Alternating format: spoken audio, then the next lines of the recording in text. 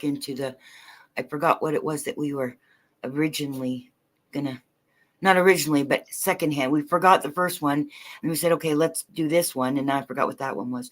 Yeah, But I this forget year, it. yeah, just let it go organically. Hi, Stitch. Um, we'll let it go organically. Okay, the notification just came up. So the I've been doing my part by not listening to the lies on the Western media and keeping that energy out of me, right? Mm-hmm. So that's the most that I can do from my standpoint in Canada.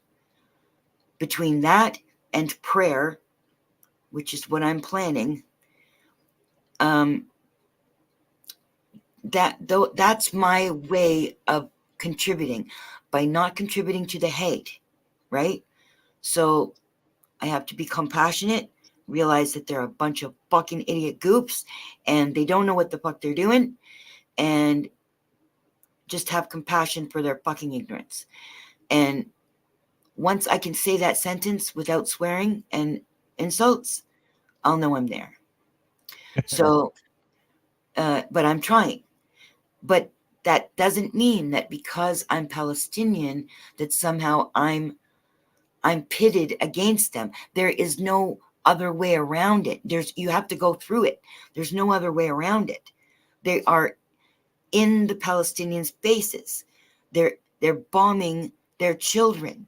You can't just let that go and say, I'm going to be the peaceful one. It needs addressing. And because it's been going on for over 75 years and they have never, ever gotten in trouble for it. Never. This is not the only massacre. By far, it's not the only one. They happen every few years pretty much. When So, you say get in trouble for it, can you elaborate on that? Like I mean, be specifically? held accountable for it. Yeah, They're go never specific held if you will. accountable. Go be held accountable by who and how. The world court, by the world, by the other countries that could just march in there and take their guns away from these naughty Nazis. So They do it in other countries other militaries? if if necessary, but it doesn't have to be a fight unless they make it a fight, which they probably would. Um, but something has to happen to make it stop. And everybody, the UN, everybody, they're just sitting there in horror and feeling helpless. And they're the ones who have the fucking power. They've done it in all the other countries that the US wanted them to do it in. They went into uh, Bosnia Herzegovina. They went into Iraq. They went into Afghanistan. They go where they want to go, and they Yeah. don't worry about the fight they're going to get. But all Be these clear about fucking years, all these decades, Israel never gets told, you have to stop now or else. let's be clear about something. Mm-hmm. The UN, although the people at the UN, although are also taking directives from people above them, are giving those directives down through the hierarchy to headline the agenda. You know that, right?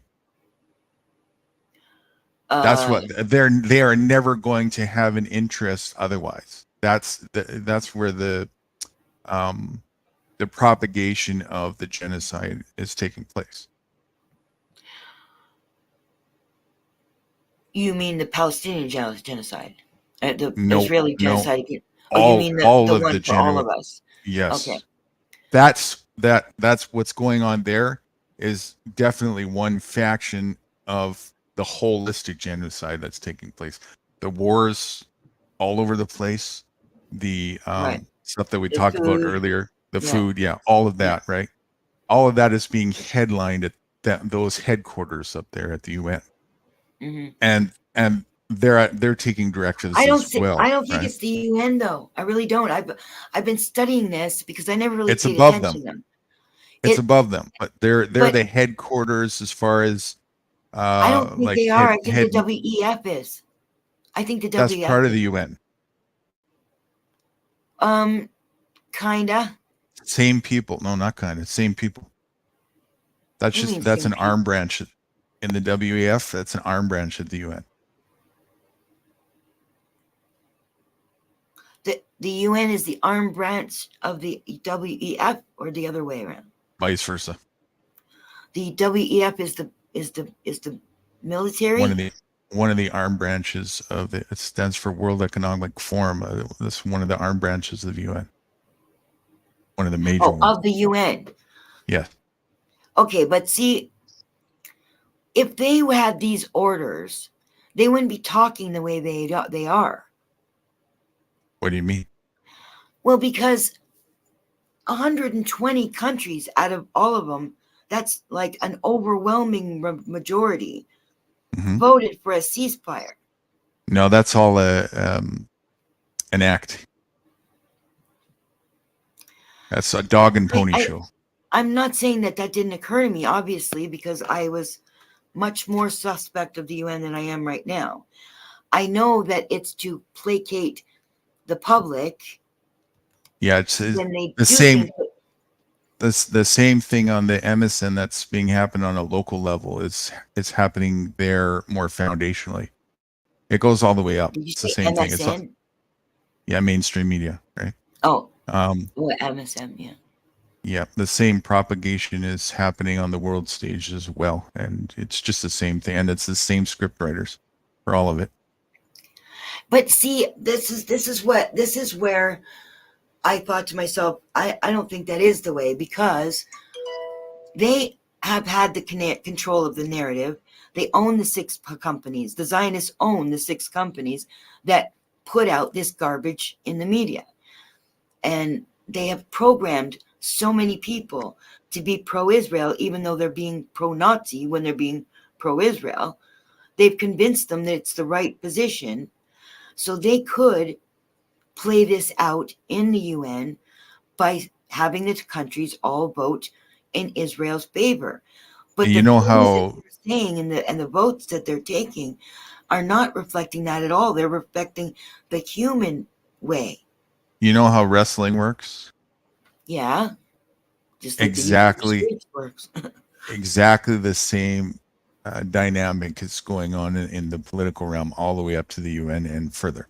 Same exact thing. It's actually just one league, and it's not even a real league, and it's all a stage act. And the script writers and the runners, or the shareholders of the league, are all in the same team. Like you're saying, like as if the same owners own McDonald's and Burger King. That's right.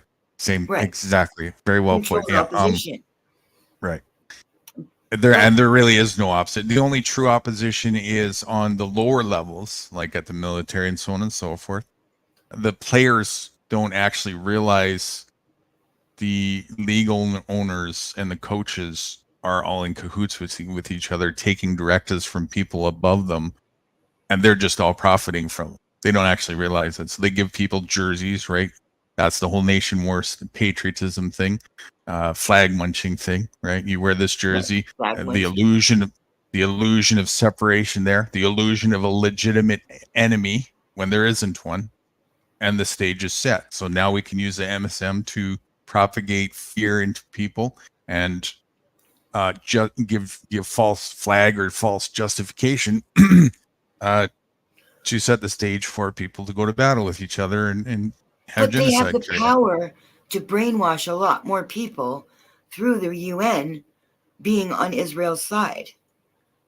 Yeah, whatever works, right? It's whatever works in But they're not favor of. doing that. Well, whatever it is, they have their tactics for their reasons, right? And if you dig Because they've deep got enough, you'll something see. else in mind to Yeah, achieve. yeah, And they need the 2 sides to appear like 2 sides. yep. And it's not even two at this point. It's a lot of, you can see there's a lot of other nations. It's all connected, right? And they'll always show the illusion of separate. It's just like when you watch wrestling, you see, one guy's before the match. There's this hyped up the two characters that are going to be pitted against each other, they give a 2 or 3 minute verbal thing. I'm going to do this, I'm going to do that. And then it goes to the other guy and blah, blah, blah. And in the wrestling ring they go. It's all fake and it's all staged. And then they go for a beer after. The only part that's not accurate to the wrestling here is that people are actually literally killing each other in the ring. Other than that, the rest is identical to how wrestling works, Mm-hmm. On a world stage. There's something missing in the math between the stuff that I was learning right before October 7th, that stuff that was depressing me, and then what I've been witnessing since October 7th. Mm-hmm. There is something that's missing in the logic. There's a piece of math that's missing to make any of these scenarios true. Good morning. The time is 11:22 a.m. Time to make some exercise. Have a great day. You're gonna do jumping jacks for us? No, that will be the day. If I do that, my heart will just jump right out of my body, and that's it. So it's all done for. Yeah. So the math is. You've seen me do my exercises before, haven't you? I don't think so. When I was doing that month-long thing, when I was here for like a month. I really don't remember seeing you do exercises off the top of my head. Okay, so you're saying the math is missing somewhere. Elaborate on that then. What you're thinking. I understand that Hamas gets paid just like all the other ones get paid. All the nations, they all get paid.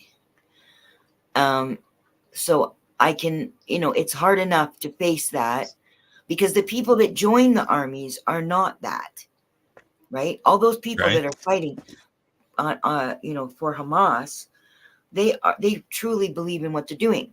That's right. They're still getting paid, but they actually don't. Really... I don't know that they're even getting paid. There's not even fucking food. So I don't know that they're getting paid. The money means fucking nothing.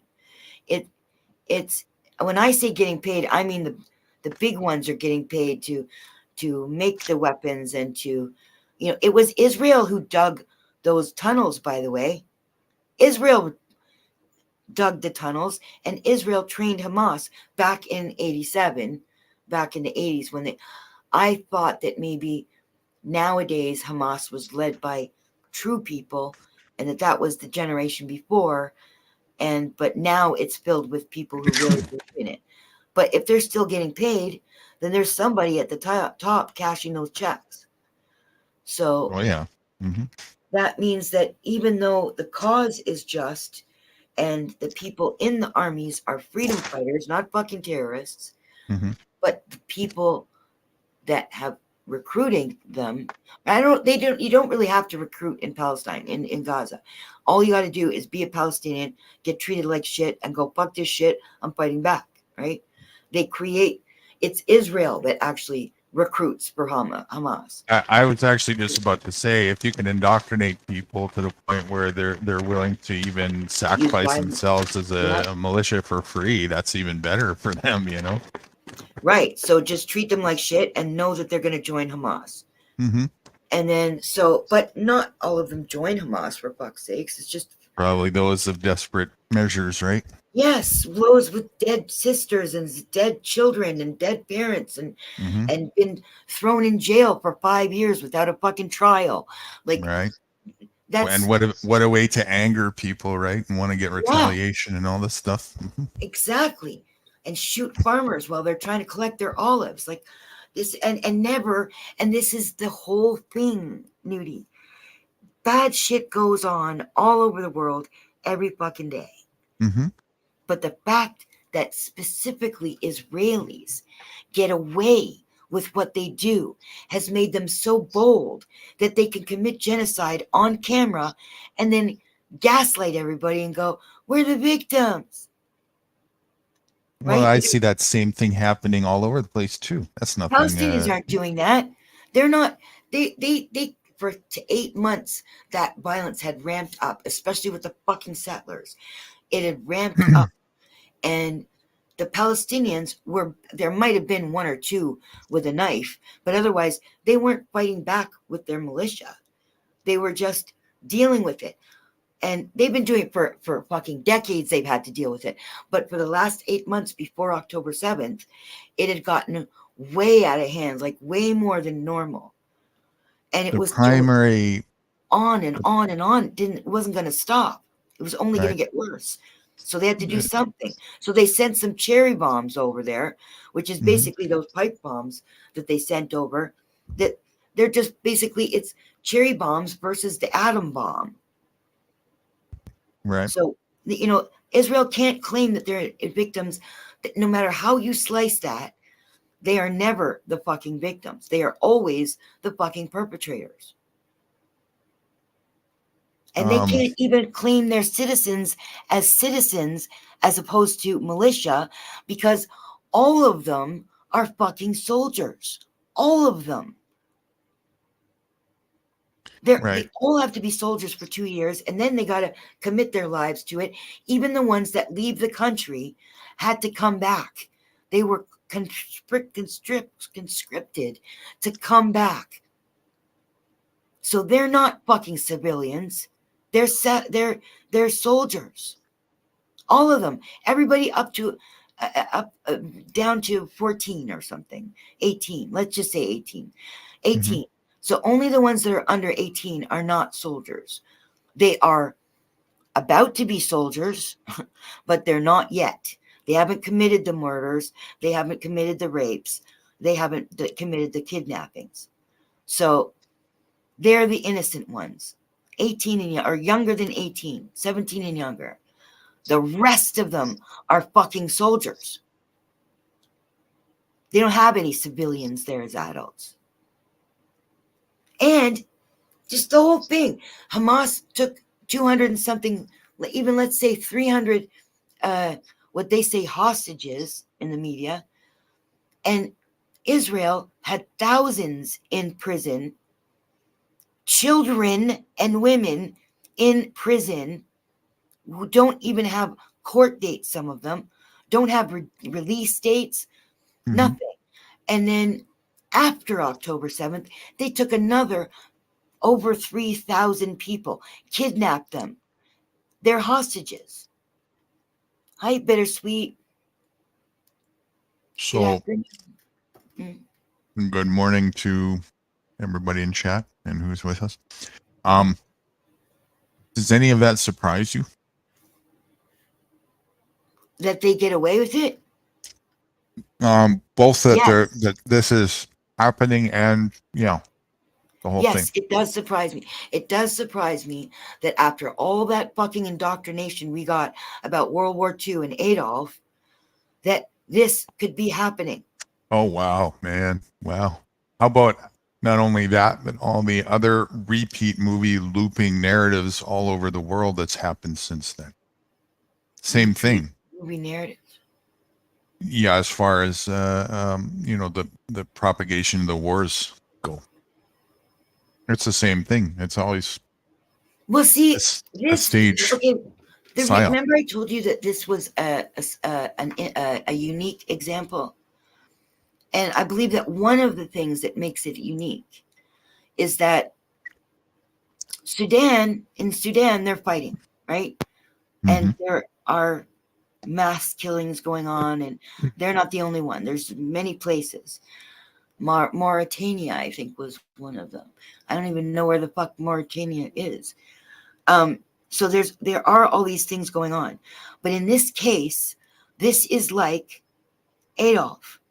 This is a group of one people who are they're sticklers about making the difference between them and other people, because they tell people that they're chosen people, right? They believe that they're above all the other goyim, which is what they name people who aren't Jews. So they're going after another group of people.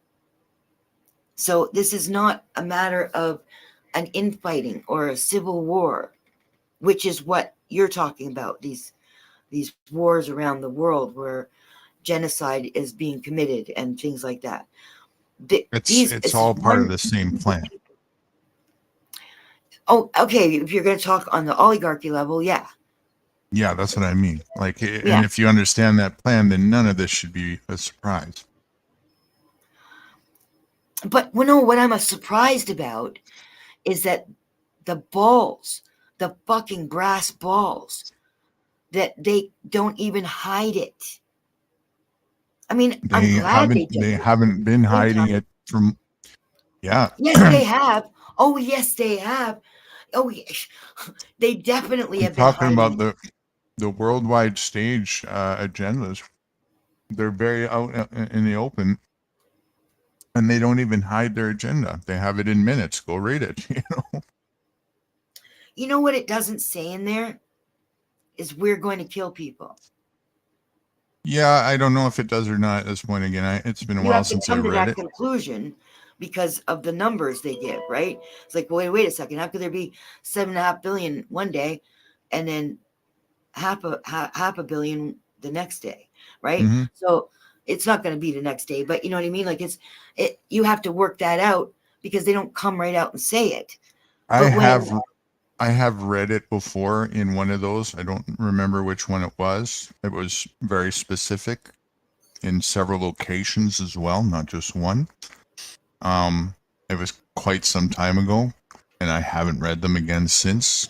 That they were going to kill people? Yep. And they were even specific about how they said they were going to do that. And it was leading with the Kool-Aid as being the instigator. Now, I don't know. I guess we haven't talked for a while, but the Smiler was the one who told me, because before I thought it was the UN's agenda, 20 whatever, right? And I thought that that's where I had read that depopulation thing. But it was Smiler who found out it's the WEF. I know you're saying they're an arm of faction, the UN, yeah, right? Mm-hmm. But it's the WEF that said that. It wasn't the UN. The UN, because remember I said Denizen had challenged me. Oh, maybe I did say it in front of me. Denizen had challenged me into finding that. And I went to go look at the agenda or whatever, and I couldn't fucking find it. So I thought maybe they'd just take it out. And I think you said the same thing. But then... Yeah, because that's where I read it in. But it wasn't in that agenda. It was in something else from the WEF that Smiler... It could be in something from there as well, but I haven't read any of the WEF minutes. I've only studied the video and documentaries. But I have read the agenda minutes from 2130 and some intermediary minutes as well. And there was quite a lot of, when I was reading it, reference to pointing it, and it wasn't even sugar-coated at the time. So I'm going to do that. I never read anything about killing people myself. I did. Well, it didn't literally say killing. It just said population control and reduction, and it was specific in the numbers. And I believe, if I remember, it was like somewhere between 500 and 1.5 billion was their target, if I recall correctly. And there was several places of discussion that referenced that and the different aspects of how that would be achieved over time, and the different things that were entailed, and even the cover words that they were going to use to soften the blow on people's psyches. They went into detail about that. And, why would they put that in their agenda? So that people who are in... for the people who are in their hierarchy to be on the same page about it. They have no qualms about the masses discovering it, because the masses, they know already. It's like they got it in the bag. The masses are in too much of a trance and hypnosis state, and also too lethargic from the amount of preliminary agenda that's already taken place they're not really concerned at all about it being exposed to the Blowback. public. Yeah, they're expecting to use that to their advantage. People's anger about it, and reverse psychologying people, getting Well, as yeah, long yeah, as sure, people are. absolutely. Yeah, and as long as people, this is the number one, and that's why you'll hear me say this a lot. So important to understand that the blame game is the number one demise of people. Every single second that the blame is focused on, that's exactly what they want. That's the perfect How can distraction you for hold them, somebody accountable if you don't blame them? because the accountability actually rests within the individual. It doesn't rest within them. But if they And don't that's get the why they message by know that. being told off, then nobody's even going to check themselves. They're going to think that they're in the right. That's why they think they're getting away with it. I've heard this being said, that they must be in the right, otherwise the world wouldn't let it happen. So by not addressing it, by not blaming them publicly, shaming them, taking their heads off in public. No, that's not the solution. I know, The solution honey. is to I know. educate. I'm Right? kidding, but not everything. I'm not kidding about everything. I'm not kidding about the fact that if they're not held accountable, which entails blame, then they will just keep on doing it. That's why they're getting away with it now, because they know damn well they never get in trouble. Again, the reason why, there's two reasons why they're not getting in trouble. Number one, because the only thing they're doing is setting the stage. Number two, there's nobody above them, because the people who would be I'm able talking to about hold them. Israelis, not the oligarchy. Oh, I'm talking about. Yeah, you're talking about the real culprits, but Yeah. I'm talking about Israel. If they just keep on getting away with it, and as long as they keep on getting away with it, they just keep on upping the stakes. Well, that's on a more local level. Again, it still comes back down to individuals. They got to take responsibility and hold themselves accountable to what they're pursuing in life. You can't wait for a Nazi army to check themselves. No, and that's why I'd say don't, right? Don't. The whole waiting thing, especially for a collective to catch up with reality, is where people are going to stay stuck in a perpetual loop of waiting and pointing the finger outward.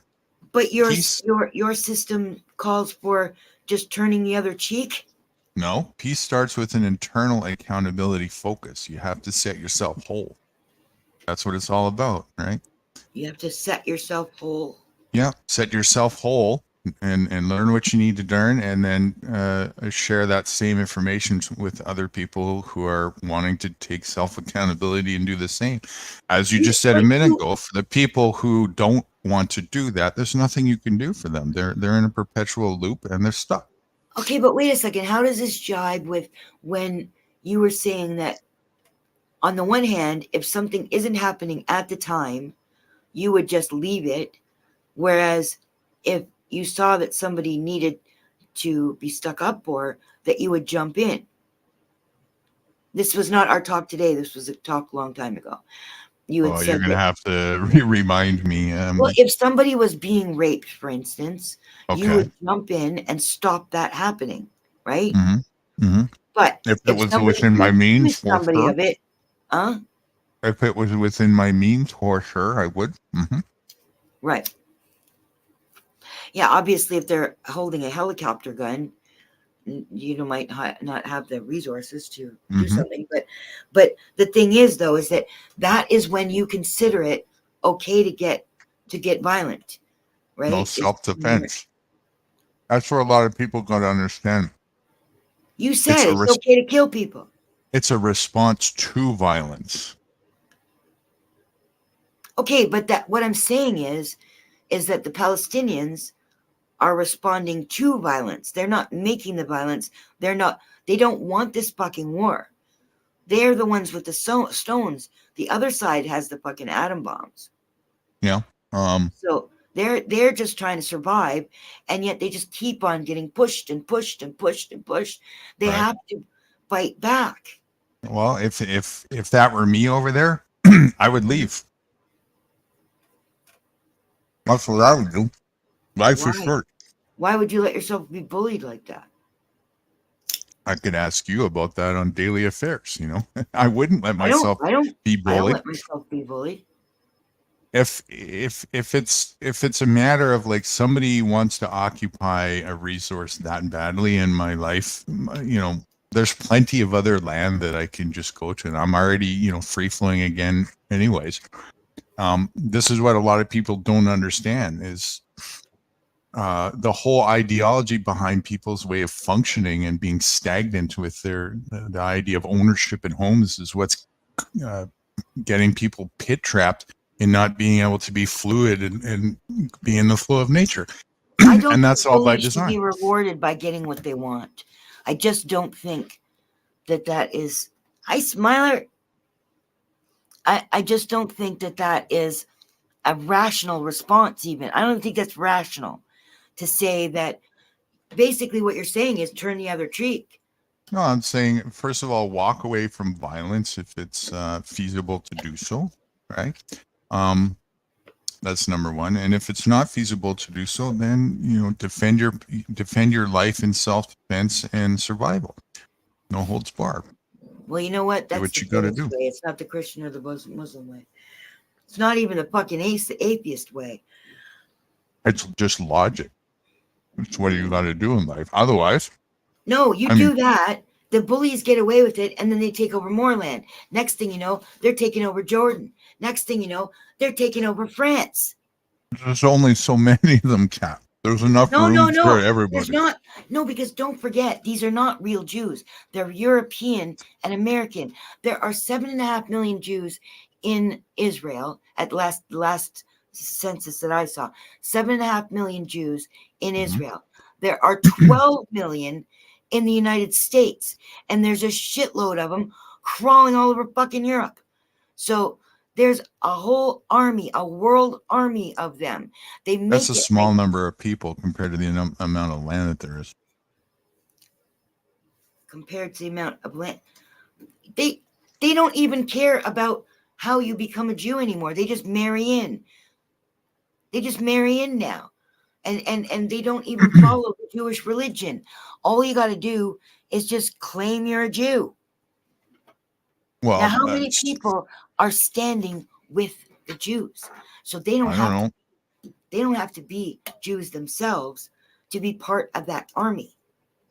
That type of stuff is where my line of interest is like totally out of the equation, because that's where people are also falling fallacy with that whole cultural thing, and then they're going to do certain things based on what they're supposed to do as far as loyalty goes, and and not realizing for the most part not realizing they're really just in a plantation environment, so for me. Would you stand up for your Indians? What's that? If your Indians were being attacked by the government, would you stand up for them? Would you tell them to just leave, or would you tell them to fight? Depends.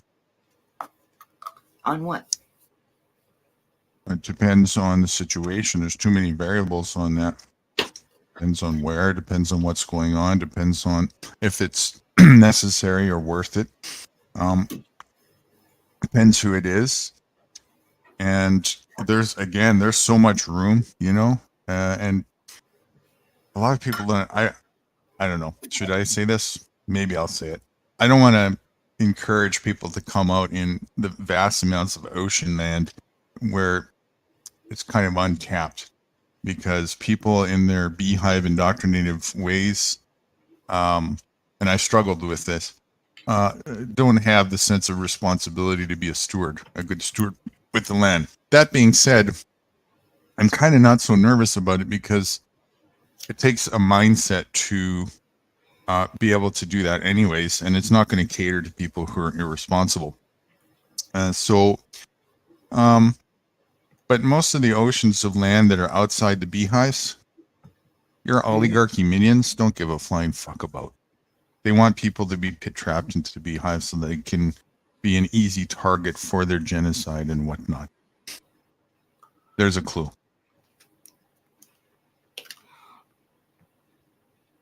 Okay. A city already a version of a concentration camp. Recognizes. A city of a concentration camp. What? A city is already a form of concentration camp. Oh, sorry, Smiler. I didn't realize I didn't actually put the link in there. Sorry. Hey, Smiler. Good morning. Good to see you, He man. wants to come up. He's asking for the link. I didn't want to interrupt you, but I said That's it's in okay. the link, but it's not in the link. I forgot to paste it in there, so Mhm. I'm just pasting it in now.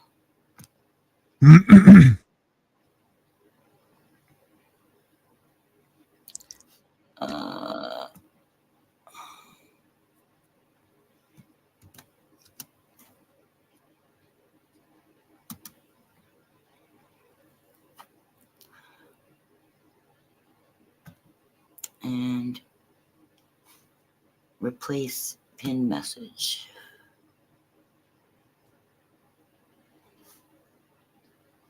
There. Sorry about that, Smiler. Sorry about that, Nudu. No, it's okay. So last thing I was saying is that the city is a form of concentration camp. Right. And it's important to understand that, that's actually up until this point, it's been the number one tool of their genocide agendas. And it's going even further to more concentrated because I think that maybe it makes more sense on so many different levels for them to do it. I'm hearing an echo all of a sudden. I'm hearing it too. Smiler, you're echoing. Oh, 2 seconds. Sorry, I got to swap my headphones. Okay. Sorry. Like he's got my picture up there. Is that better? Yeah. Testing. Yep. Sounds like it fixed. Long time no talk. Yeah. Yeah. Welcome. Good morning to you again. And so yeah, that's where the next phase is. It makes sense for them to I think they're kind of in a hurry up mode a little bit to achieve that a bit more these days. And so yeah, they're moving towards 15-minute cities and all that kind of stuff. All that is just further concentration camp, gas chamber strategy. And that's really where their primary focuses are, is to do all that kind of stuff. I don't think that people should be allowed to get away with bullying people off their land and committing genocide. There needs to be accountability. There has to be, because the souls of the people who are affected. I mean, I feel this way, and I live in Canada. If I lived there and had to deal with this shit, there's no way that I could just go, you know what? Let's just forget about it. Realize something. The only people that can hold other people accountable is other people. That other people is other people like you and I. Yeah. So, and I say hold them accountable. Well, if you want to go do that, go do that. Right? And see what happens. Hi, Tony and Social Alliance.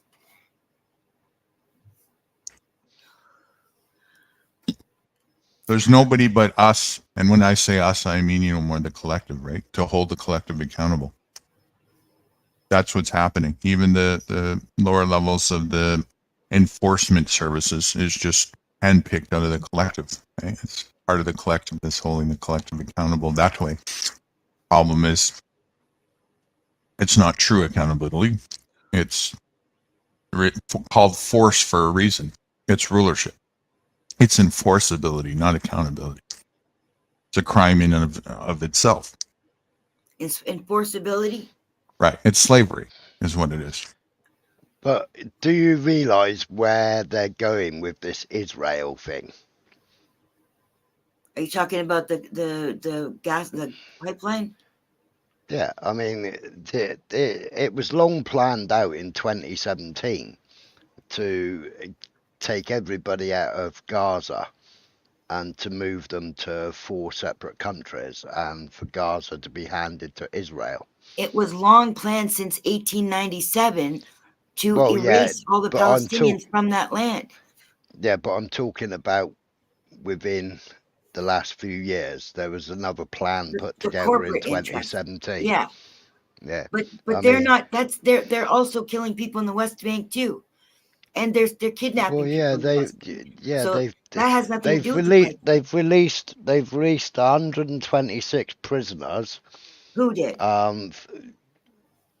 Israel, but they've taken 162. Since then, So, you mean? so during the ceasefire, during these last 4 days of ceasefire, Uh-huh. they've released 126 prisoners, but they've taken 162 off the streets during the ceasefire. And to add to all the other thousands that Yeah, they had. yesterday they shot. No, sorry, today, they shot a 9-year-old boy in Jenin, and somebody went to help him, and they shot him as well. Mm-hmm. You know, and I got people like Mayor Tusi saying, Hamas have broken the ceasefire. No, it's the other way round. They're killing I know. children. A little Everything girl they looked accuse out the of her Palestinians window. of, they do. A little girl looked out of her window, and they shot at her. Yeah. It should be no surprise that children are not excluded from a genocide agenda. Well, that's the point. It's not just about the pipeline. The pipeline is just the business end. The scapegoat. Mm-hmm. But the Always. no, I don't know about the scapegoat. They're really intending on making money with this shit, right? That land is coveted because of its access from the Gulf to the canal. Well, Rishi Sunak's wife was just put in 1.6 billion with BP to drill for gas off of Gaza. Yeah. The money and the resources done a deal with Shell. is the motivator for the minions lower than the higher people of the hierarchy who are interested in doing the actual genocide. So the money is being used as incentive. Nobody's going to do this for free.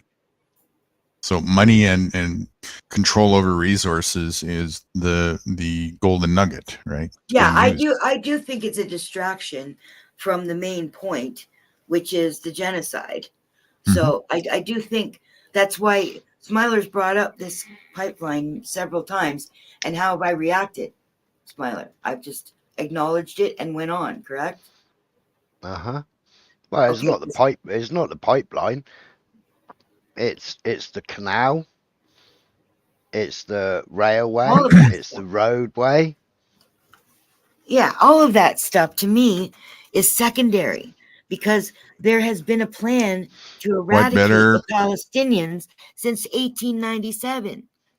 Mm-hmm. So what better way to incentivize sociopathic and psychopathic, money-hungry, power-hungry, greedy people than to say, hey, you can have, you get, and it's not real control, but you get a level of control, and you get to put your face on the currency of this nation. As example, that's what they did in Afghanistan. That's what they did in Iraq. They take over and go, and then all these companies come in and flood in and Americanize everything, and they start selling their wares. They've got more.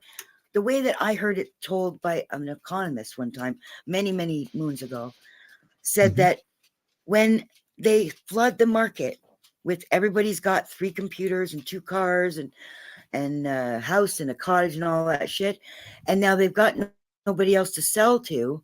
Now they've got to open up a new market. So in Afghanistan, they decimated all their culture.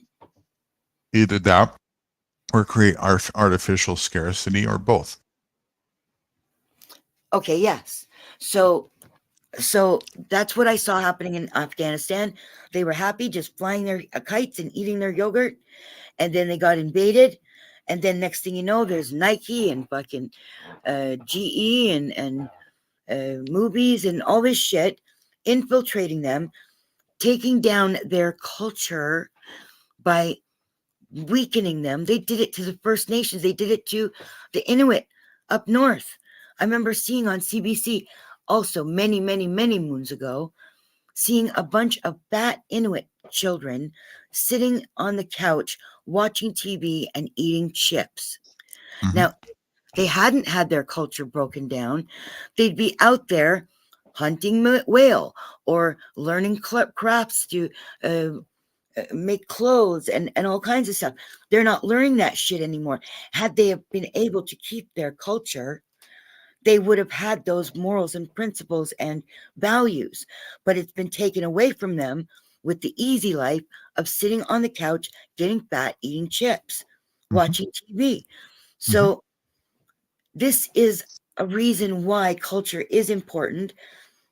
Though the Inuit culture is not the same as the Palestinian culture. Yeah, I draw a line there. It doesn't have to be Knowing the same. The point is that there's values and morals and standards. knowing how to be a self-reliant and work with nature is not a culture thing. But it was, because they did it a certain way. They live in a cold place, which means they deal with snow, they deal with ice, they have ways of making their clothes. That's their culture.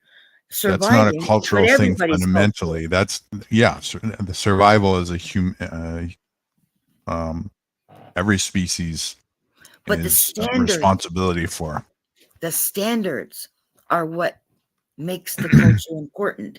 And if it weren't for the Muslim culture, for instance, you'd be seeing Palestinians in the street getting high on fentanyl and being alcoholics and treating their mentally ill bad, or even having so many. You don't see that many mentally ill people in Palestine. There's a hospital for them, but still at the same time, it's not the epidemic that it is here. And the reason why all these things are easily fed to North Americans, for instance, is because the culture is lacking, because there are no standards, because they've just thrown them Education out is the lacking. window. Education is lacking. And when you said, let's talk about the standard word, the actual true standards are of nature. That's your standards. No, it's of nature. For you have to work with nature. You are of nature. You have to breathe because nature dictates that to you. It's nature's standards. There's no please and thank you in nature. Yeah, that's what I'm saying. It's nature's standards fundamentally. Yeah, but we need more than just nature's standards to be human beings. Everything is of nature. That's not there. There is nothing more. But that's like going back to caveman standards. No, that's not how I live. You want to make a bet? Yeah, but you live singly, isolated, don't you? No, I live fluidly. But you've isolated yourself from the world. No, not even close. He does network apparently with other people, Smiler. But I could do that. I would have characterized it the same way, is that you could do that seceded from society. I could do that, and I have done that for bouts of times. I could do that at any time, but even when I do that, I'm still working with nature. Doesn't matter. Yes, Everything is of nature. But you're not being a pack animal. We are social animals, and you're not being a pack animal. You are working with your own standards by yourself, but you're networked with other people in case you need to work with them. But you're not in living with them. No, sometimes I do. Right now, I'm living with friends who are of the same. I want to call it tribe, whatever you want to call it, Indian pack, as you like to call it. Yeah. Right now, I'm on a 62-acre plot, living in a carriage house, and quite a number of acres on the other side of the property is where my friends are, in another house over there. Right. So So you're not living in a society. You've at the moment, seceded from but society. again, I'm fluid, right? I'm fluid. But I can't even picture you being part of a society the way that you've talked for the last 2 years. Depends what you mean by society. I mean, working in tandem with common standards. It depends what you mean by common standards. Don't spit on people's property. I know lots of people who don't have that standards. Yeah, but you're not in a society with them. You just run into them.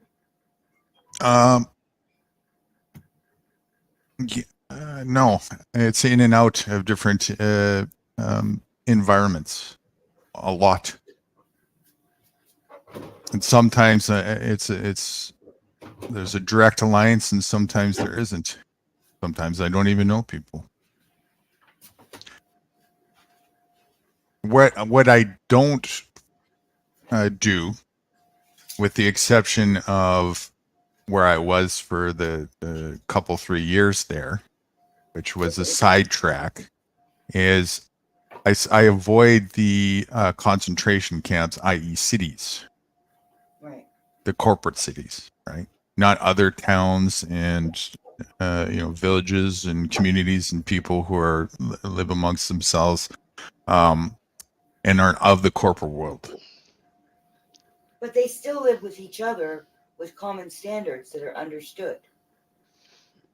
Yeah, but those common standards are not your corporate standards by no means. And it's very fluid. It's very in and out. Villages? Yeah. And the towns and villages, again, are just like, they're not like what you would think. It's people going in and out of them, connected with different ally groups and different people and different functions and different purposes. And, it's like kind of an organized chaos. It's hard to describe unless you see it. But you are part of the corporate world. I still engage with the corporate world as I am right now. I'm on the internet right now talking to you guys, and that's for a philanthropic focus that I have, not for myself or my own requirements of being self-reliant or anything of the sort. Look, I'm making my own pickles. Oh, cool. There, let me try and clarify a little bit further. Wait. Look, I'm making my own pickles. And they're probiotic pickles. They're just salt, no vinegar. You're fermenting them? Is that what you're doing? Is that what it's called? I don't know. But they're Well, you're preserving them. Pardon? Preserving them in salt, making a brine. Yeah, I made brine liquid with pink Himalayan salt and water. And I grabbed some dill seeds that were in other pickle jars that had vinegar, and I washed them off and I put them in here. And they've been sitting here for about 3.5 weeks now. And nice. But they're not, I don't know if I'm doing it right because they're not bubbling. There is some spillage. Do you have a recipe you're following? Well, I looked on the interwebs and they said how to make them. But I never have the proper ingredients for these things. So I have to kind of make do. I didn't have pickling salt, so I used my pink Himalayan salt. So they said not to use like that iodized salt, but this isn't iodized. It's more like sea salt. So I thought that should be good. Well, it's Himalayan rock salt. Yeah. Well, I don't know if it's rock. Yeah, I guess so. Originally, it's not anymore. It's more fine than that now. But yeah, so these are my pickles. Yeah, it's nice. If I just eat one a day, that's like having probiotic pills. Only they're not pills. So to put extra clarity on it, I still engage with the corporate world to a degree, but I have zero dependency on it. as far as my way of functioning for life and my livelihood, and taking care of myself and so on and so forth. Right. Anything that I do with the corporate world at this point is just because, not because I have to, because I have no other option or choice. Very, very big difference. Yeah. And that's important for people to learn, especially with the agenda going on, because it's crystal clear at this point. If it's not, it should be, that this ain't no joke. And if you're still reliant on the corporate world within a very short window of time, you're going to find out you're going to be in a predicament to have to do things that you probably really don't want to do if you want to continue to be reliant on the corporate world. It's, you're losing that convenience. You mean like kill people? Maybe that too, but no, more other things that are in line with the genocide being done by yourself, so that you can continue to get access to services and benefits in the corporate world that you're currently rely on, including the grocery stores and the shops that people go to, and you're saying that we might have to take some Kool-Aid so that we can do that? Is that what you're saying? Yeah, which again is just a Holocaust, right? It's just a yeah. And that's how they're getting people to do it to themselves, is by cornering people through their dependency and their reliance on the corporate world, and their lackadaisical and lack of willing to learn the know-how to function outside of that, where they're not corner pinned. The rulers know that most of the masses are not interested in that. They're too pacified, too lazy, and too lethargic and too atrophied to go in that direction. So it's easy for them, and they know they've got it in the bag. Our culture a long time ago, and we've had generations of fat people sitting on TV, on the couch watching TV and eating chips. That's what's going to happen to all of the people as they lose their cultures and get swallowed up by this bullshit culture.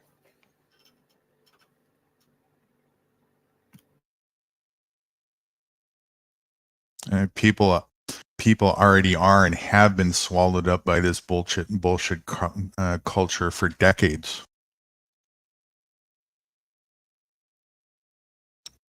It's getting more and more. Do you know how sad it is? I trying to enlighten people, and I met with 40 people that sit 18-20 hours a day playing video games. Right. Their choice. Claiming benefits, not going to work, not and just getting their benefits, buying more computer games. The ultimate dependency, right? Where it's not even on a job. Sitting there in little groups of 5 or 6 and all playing the same video game. Right. Yep. Well, you reap what you sow in life, and these are the people. That's the ultimate dependency, right? You're just totally like a bottom feeder, systems crumb scrounger at that point. Yeah, really lethargic. Yeah, and a lot of people are like that. But the only time they go out is to get their weed, right? Or to get their check and cash it. Well, that's probably even just digitally deposited at this point. Yeah. Everybody's afraid of the digital currency. It's already digital. That's right. The benefits agencies can sanction you now and stop your benefits so that on the 30th you don't get paid out, and then you've got to ring them up and go, why didn't I get paid out? Because we sent you a message and you never replied to it. You can't NSF cash. So it was digital even before there was a computer out. Called the check, right? And it was all staged to go in this direction. You know, the whole thing But you've got is all these alarmists. Oh, the CBDC, blah, blah, blah, blah, blah, blah, blah, blah. You know, people have been buying Bitcoin and other digital currency. People have been using their iPhones and their Galaxies and their watches and, Mhm. you know, debit cards. It's all electronic. It's all digital. Yeah. Well, it's not You that it's know, digital that they're concerned. It's that it's going even more central to the point where I was It's the just saying, control, the yeah, it's the outward control part. control. Yeah. Right. yeah, because none of the other banks can afford because they're not backed by anything other than debt.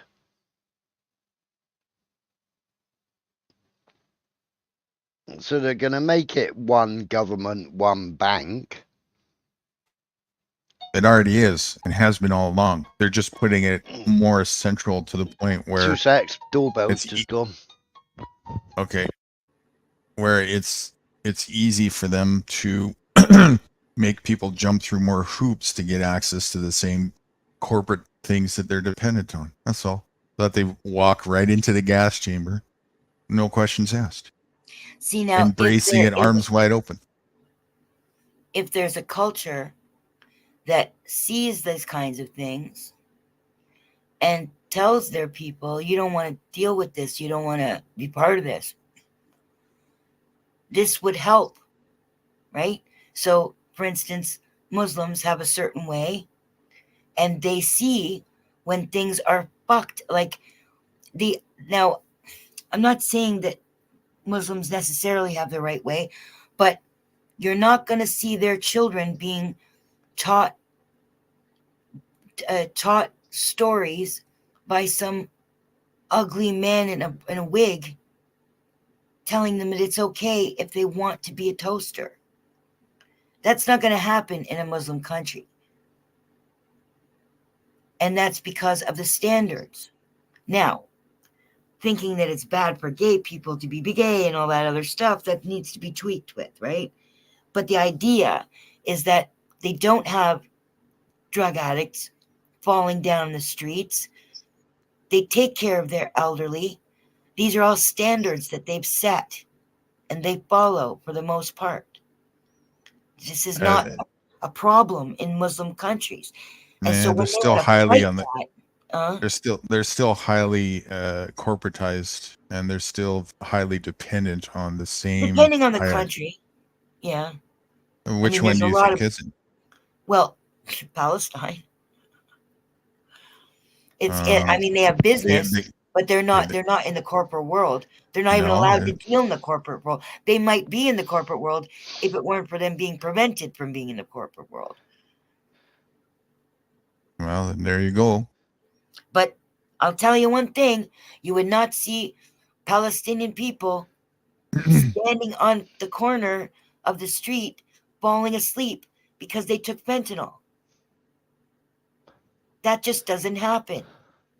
I think that, again, those are not that they're not a problem. Also, still distractionary focuses for their other purposes and agendas. Their standards is the point I'm making. They're Yeah. standards.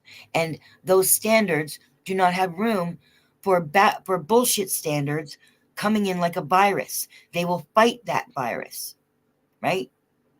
And that's because of their culture. Yeah, maybe, but nonetheless, it all comes down to that dependency thing again.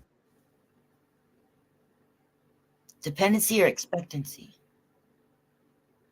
Which I'm not sure what you mean by expectancy. the expectations, I mean, or you mean dependency? No, the dependency, right? Okay, but learning how to be self-reliant it's more broad spectrum than you might think. It's also knowing how to be fluid. how much welfare do you think there is in Muslim countries? No idea. Never lived I there. doubt there is any. I don't think they're socialists. I have no idea. I So really haven't depending on the studied it. government is not necessarily a thing. I just know that there are all the nations are under the same umbrella, same hierarchy, and there's subtle varieties, variables. Again, to give that illusion of true diversity, and but it's all a dog and pony show.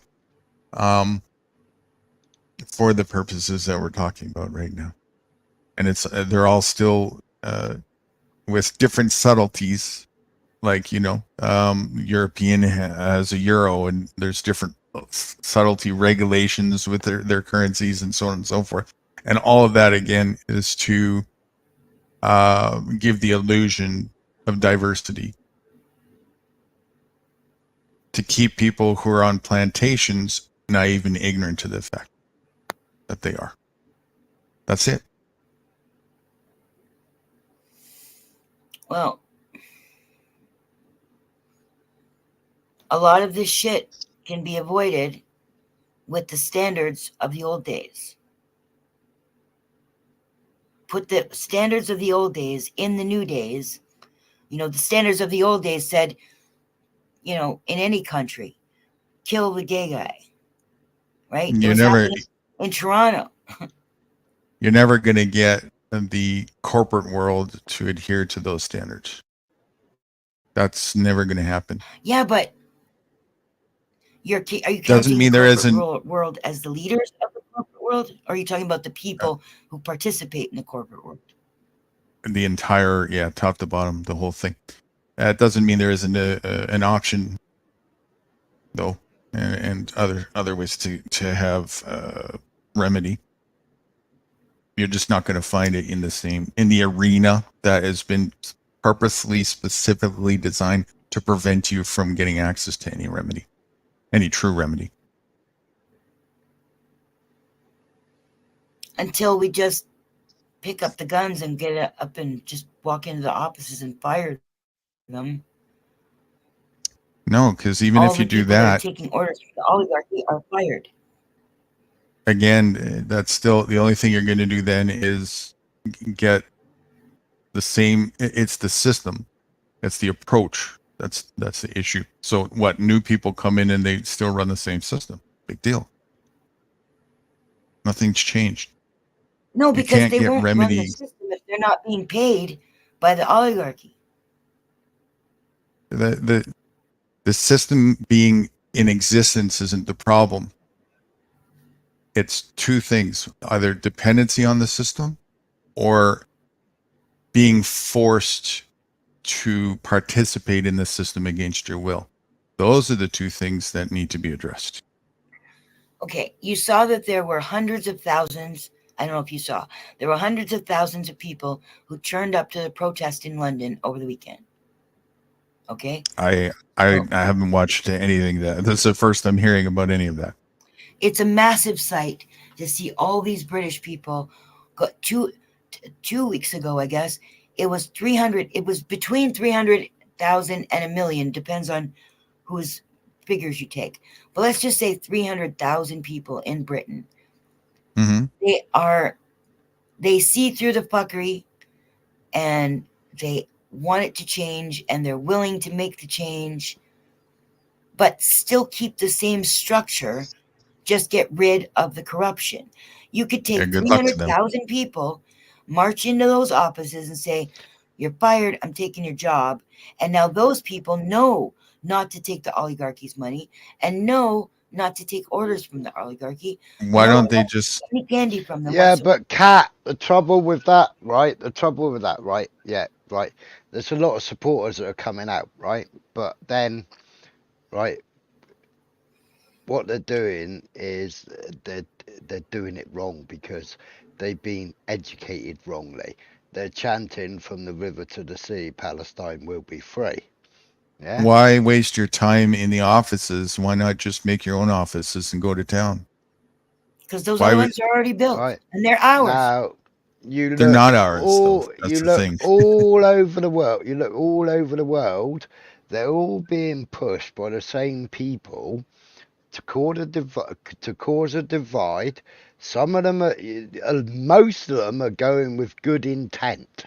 Peaceful marchers going with intent because they're angry They at have what's been, happening. but they have been peaceful marches. Not all of them, Cat. Right? Not all No, of the them. one You've the got pro-Palestinian ones minorities. were. You've got minorities in there that are causing trouble. You had on Armistice Day in the evening, you had Palestinian protesters, yeah, that were fighting with other groups, right? And I've got the video. A woman was screaming at the police, "Are you going to stop them? Are you going to stop them?" And no, it's come down from the Mayor of London not to intervene and to let them fight. So the press could record it and the press could go, "Oh, look at these horrible, nasty Palestinians fighting with other people." Right? Now, Yeah, but if those are. they really wanted to make a difference, why aren't they all buying plane tickets and why aren't they all getting over to Israel? What? You've got Why aren't who buying planes? millions of people around the world all waving Palestinian flags. Yeah? Uh, Right? Why aren't they all getting on aeroplanes and flying out to Israel? Right? Even in for what? To Israel, starve? but even in Israel, you've got Israelis. Yeah? You've got Orthodox Jews, you've got Christian citizens, all screaming out for Netanyahu to be arrested, all screaming out for him to be, you know, deposed. Yeah, but who are they screaming to? The And same people he pays. well, they're screaming outside his parliament. They're screaming outside his house. Yeah, You but know, I'm saying they should just go in there with their guns, not necessarily shoot anybody if they don't have to. Go in there with their guns and take over and tell Netanyahu he's fired. And by the way, you're going to jail. well, you can't because the IDF have been allowed to shoot them in the legs. And I people think who have they- the capacity to take a leading road as far as making change go They have the pass laws. capacity. Have the capacity. If they have that capacity, then you don't need to go through those channels of resistance. You just go and you make that happen. How do you make that happen? In the last month, they You passed just go about and do it 50, on your own without asking permission for anybody, because you realize you don't need any permission. You know. in the past law, they've made about 15 laws regarding people going against the democratic elected Netanyahu and what his mission is. So one of the laws is that the IDF, if any demonstrators show up and demonstrate, the IDF are allowed to shoot them. But they've got to shoot them below the waist. Sounds like a fun Sunday afternoon. Yeah. So that means that you can shoot the IDF soldiers then. Well, no, because they're all armed with stones, aren't they? Some of them, you know, they chose I'm who they talking gave. about Israelis. I'm Yeah, but talking they about chose. Israelis Yeah, going. but they You said that also they're calling for chose. they're calling for Netanyahu's deposing, right? That means Yeah. that's the only people who can really call for that are the citizens of Israel. Yes, So but they that only means they chose should go in and they fire only them. chose certain citizens to be armed, and they're the ones that are on the side of Netanyahu, right? So You're telling me those they can't get their hands citizens, on guns? Half of them, like all the adults, are soldiers. They have their own goddamn guns. They're all fucking soldiers. How do you be a soldier without a gun? Even in Britain, you'd have to have a gun to be a soldier. Even if the cops don't carry guns, the soldiers carry guns. They can get no, their you hands on don't. guns. No, you don't. Your gun is in the armory. You have to go and sign your gun out. Yes, but if they were to make a coup, then they just don't bring their guns back and they go out into the streets and start firing the fucking government. Well, that's what they did. Netanyahu handed out guns to civilians, but civilians that are on his side. Okay, The what I'm saying others, is there's another lost their option. guns. Another option is just to stop giving away your power and saying, I have a government, you know? as long as he's in power, he's going to command the IDF. So that means you can't do the resistance you want if you just do it like that. You have to make some kind of force. You have to forcefully do it. And that means No. there has to be some kind of communication between them to plan it all. But Biden needed this war, right? They were losing the Ukraine one. Biden needed this one. Netanyahu needed it because he was already up on charges and was already going to be arrested. Yeah, that's all just, again, stage fronts. So there's another reason to go and arrest that fucking pig. To arrest who? To arrest that fucking pig Netanyahu. Because he was already up on charges and he was already supposed to be going to jail. Is he a politician? Look, Kat.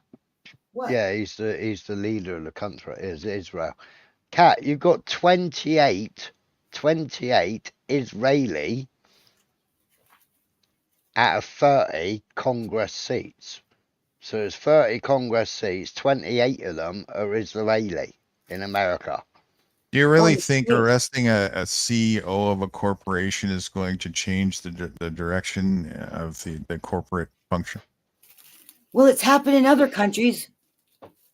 No, what, the arresting part or the change of the corporate direction? Yes, everything. Going in there with the guns, taking over, saying you're all fired, you're going to jail, you're going to jail, you're going to jail. Yeah, but coups have happened, but there's still the same corporation going in the same direction under the same hierarchy umbrella. Yeah, they're coup d'etats like Ukraine coup d'etat in 2008, Maiden Day, you know? All set up by the CIA and the American government. That's right. And these are never going to result in any remedy. Like I said, you can't solve corruption through corruption itself. You have to secede. They're only changing one trouser leg to the other trouser leg. That's that right. one doesn't work for us, so we'll just throw that one in its place. That's it. And let's say it wasn't even like that. Let's say the idea was a legitimate coup.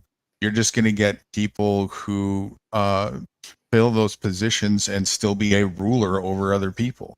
What are you going to do now? Just do the same thing. The problem is the approach to the system, the way that people are functioning there. They're part of a plantation strategy without their awareness, and it's an unhealthy way to function. Look at, what's he called? He was a threat to the Americans, big threat to the Americans. Saddam Hussein? All the money was going to it, all his money, he said that, who? What did he say? What's he called? The one with all the bloody hair. Not Cuban. I can't remember his bloody name now. But they killed him. What country are you talking about? Nicaragua? No. He shared the country's wealth with all his people. Everybody was equal. That would have been Cuba, wouldn't it? Was it Cuba? What was he called? I want to say Chavez, but no. No, it wasn't Chavez. No. No. Start with G, I think. Gaddafi. In Libya. I asked you which fucking country. Libya. Yeah. Colonel Gaddafi. You know, he was a big threat to America because he was crippling them. So they killed him. There was no debt. Everybody was equal. I believe that was Hillary who did that. Yeah. You know, everybody was equal. This idea that the corporate world is going to mitigate and solve the law of the jungle, not possible. But that's the sales pitch on it. The people are the ones I'm talking about going in and making the coup. It's just that the people happen to also be soldiers.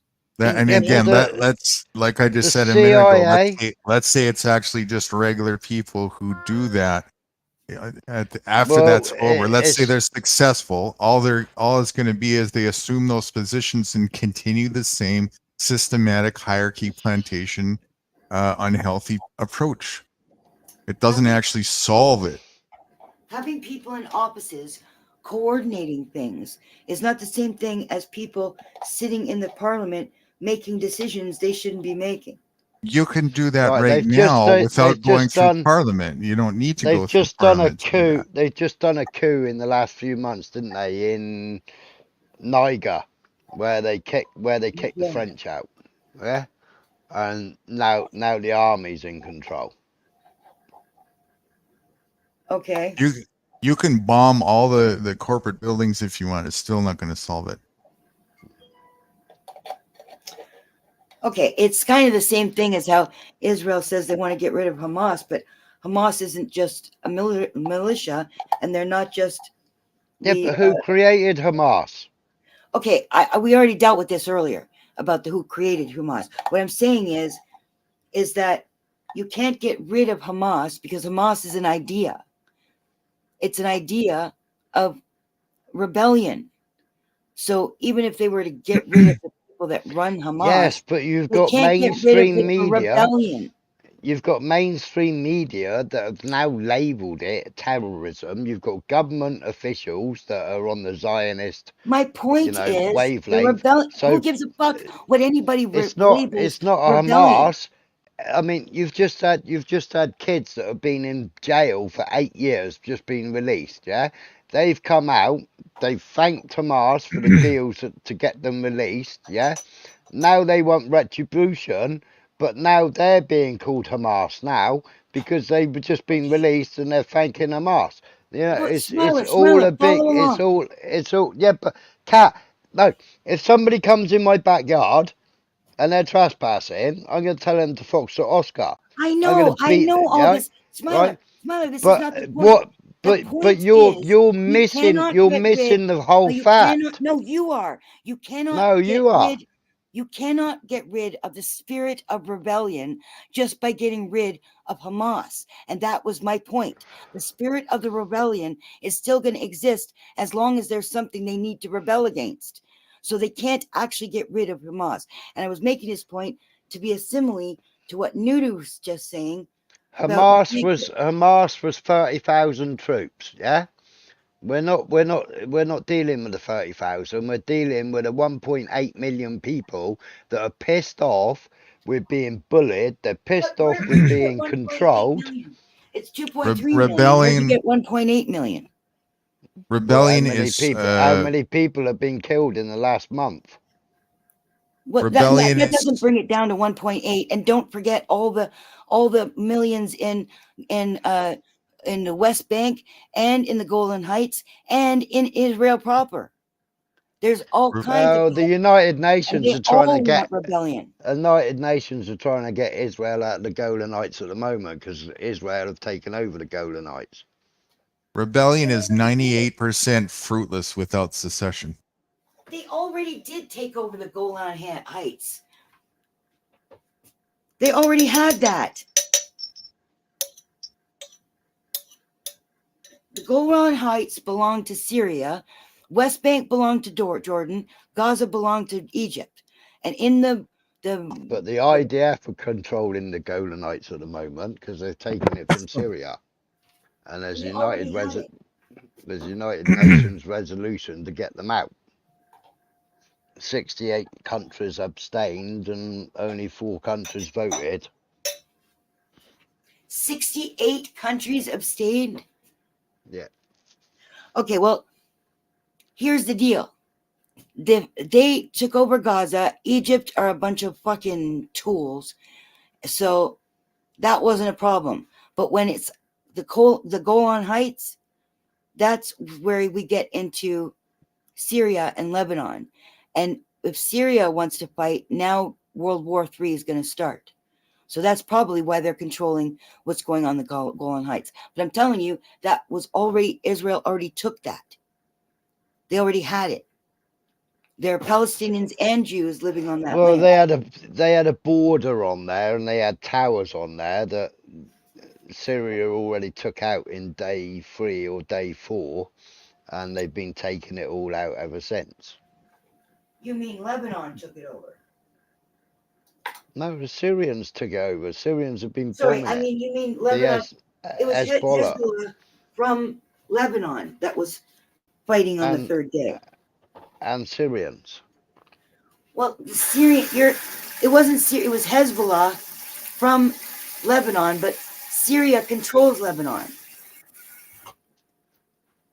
Oh, we have another. Oh no, it's just Nude Guru. Nudie, is that you?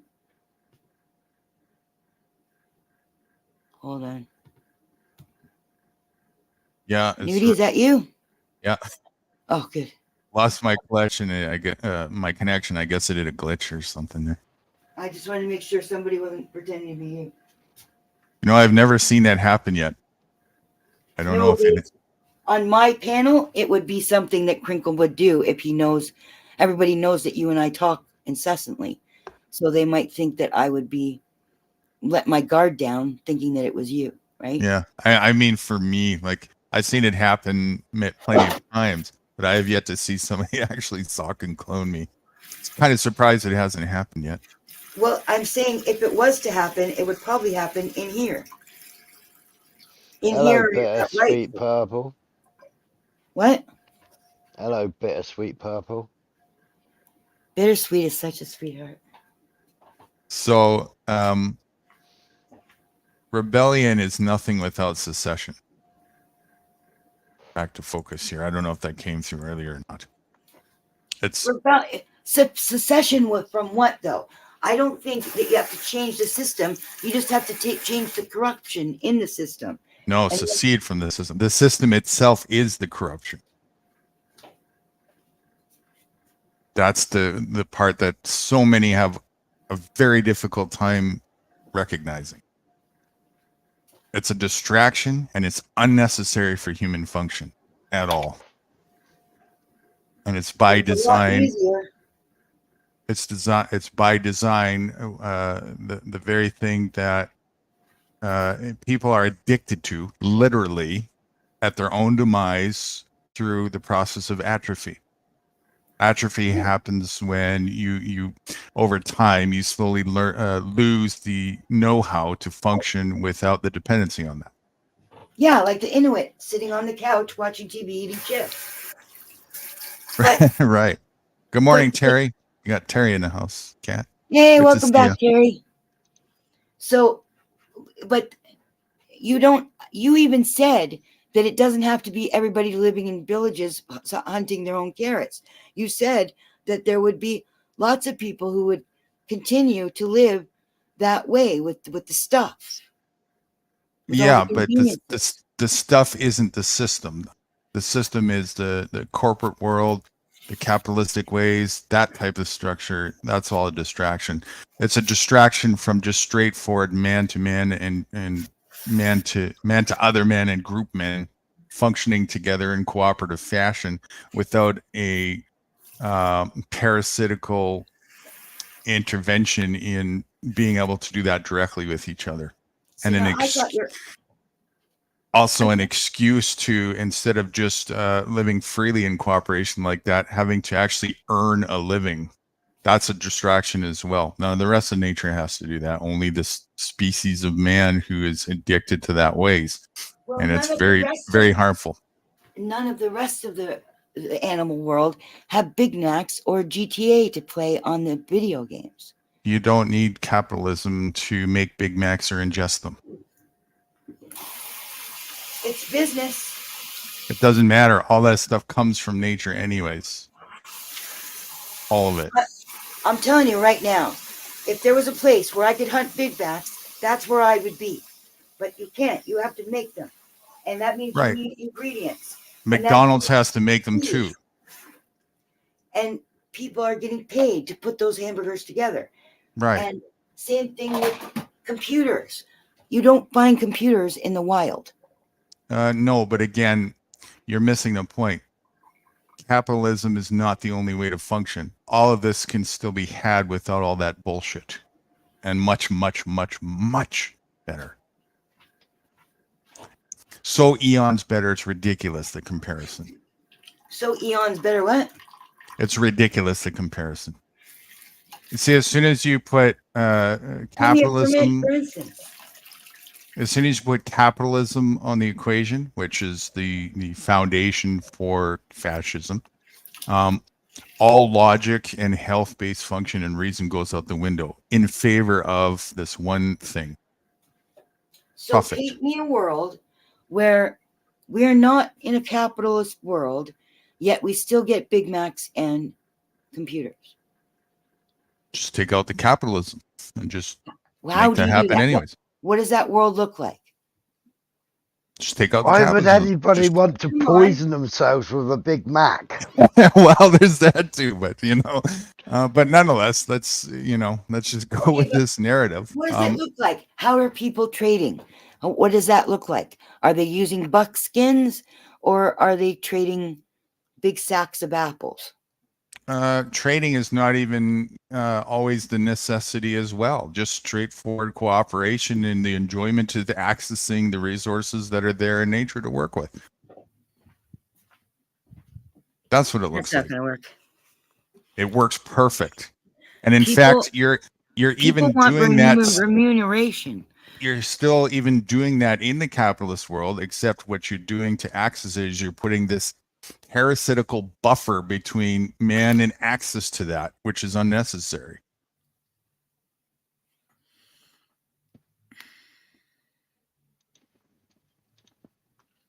People do something. They need to have that time compensated by something else. Yeah, that's totally capitalist mindset. That's totally indoctrinated view. I don't know any other way that people would accept. Right. That's what you just said right there. That's the key, is learning how to function without that. So give me a for instance. You come over and we go forage together. You come over and we make a salad together. You come over and we build something together. We share the resources together that are there for all of us to access. Very simple. And that's how you get your salad every day, is going over to your house and making it? Not my house, going to wherever I the know what you meant. resources. Yeah. It's everybody's house, right? What do you mean it's everybody's house? All the land, air, water, and sea, we're all sharing it. We all Not have a access house. to it. Not a Yeah, house. even a house too, but that's a different level of function. That's a way. Yeah. And I'm telling you, that's not going to work for society. That might work for a handful of people. That is not going to work for society. Well, that's It's a commune. That's what you have to understand. It's already working for your society. You just don't see it that way because you got that extra buffer in there. You're still accessing and sharing and rotating the same houses. You're doing that. It's just you have this intermediate injectionary parasitical thing that's putting a buffer there. And the problem with that is it puts this superficial classism and superficial scarcity in the equation. And that's where you got two things: the stage for poverty and the stage for slavery. If people don't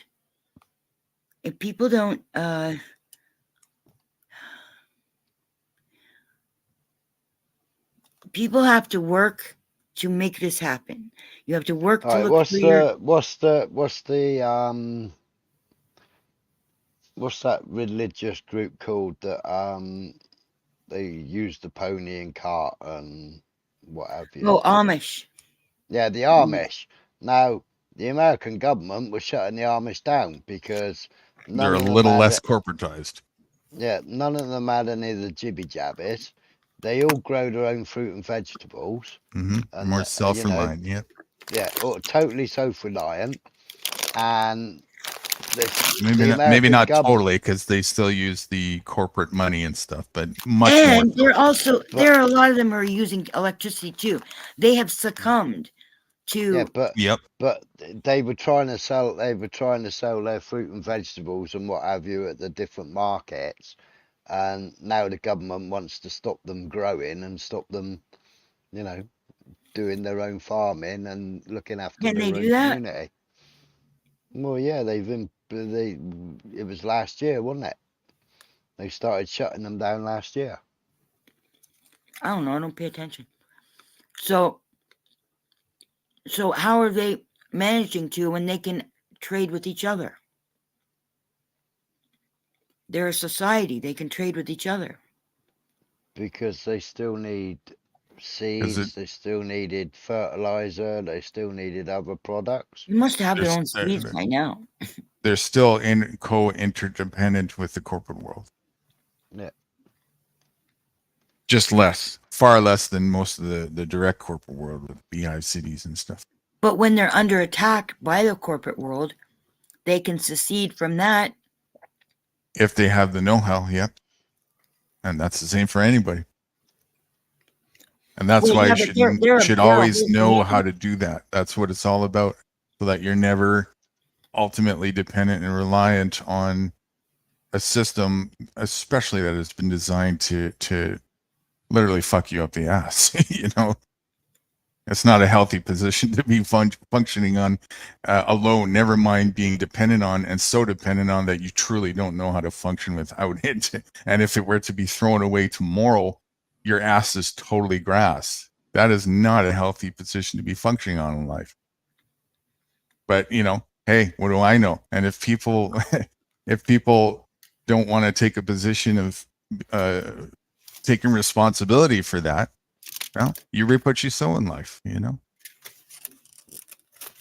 Well, like I Amish said, farmer faces fines, prison time for refusing to comply with USDA regulations. Remember, it's nobody else's job or responsibility in life to take care of you. It's yours. Nobody else has an obligation to do so. that's not what he just said. He said that they got imprisoned.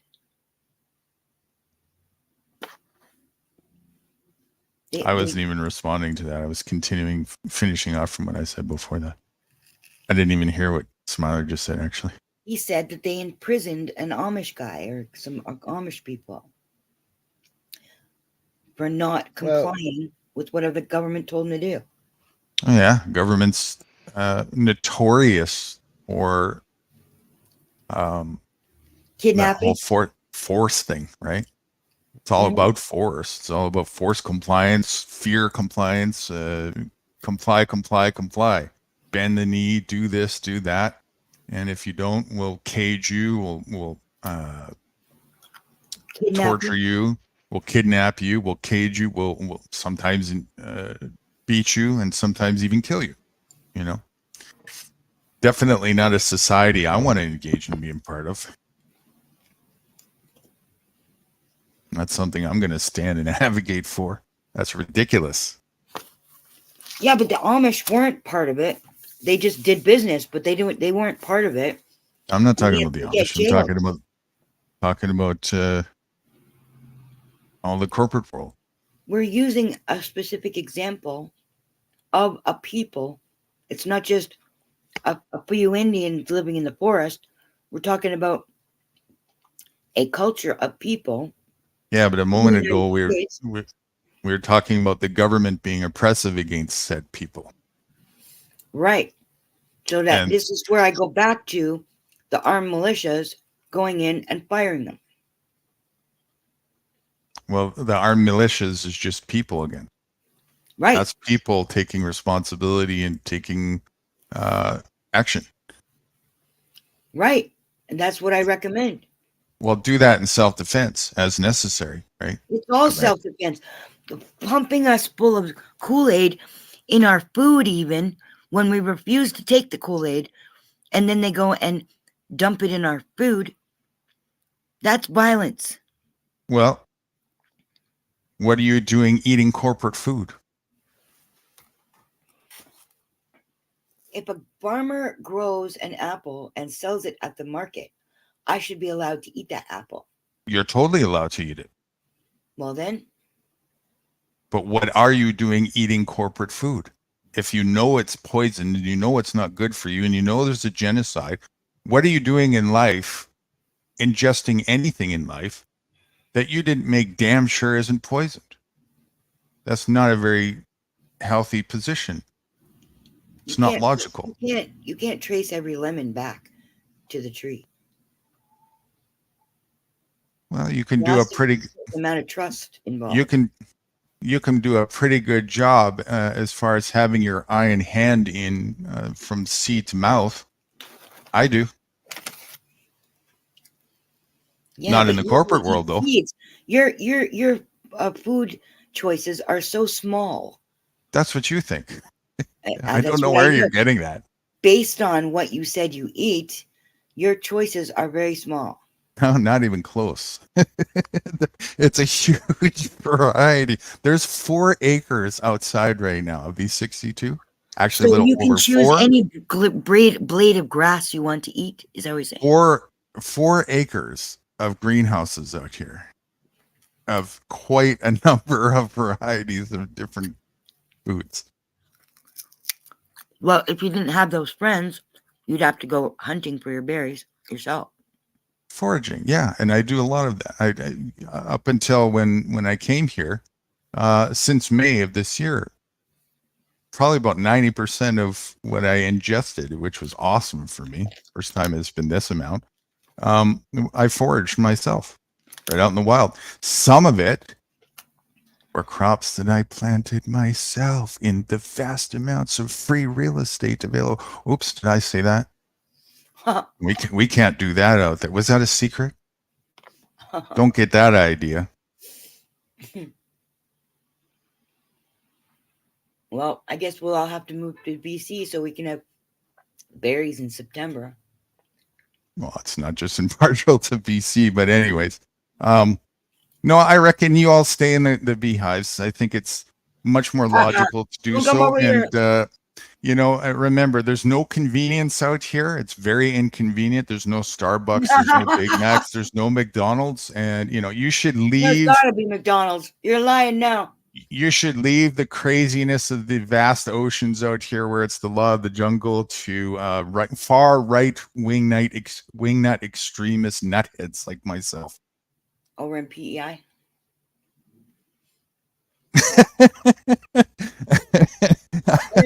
Is that what you took by far right?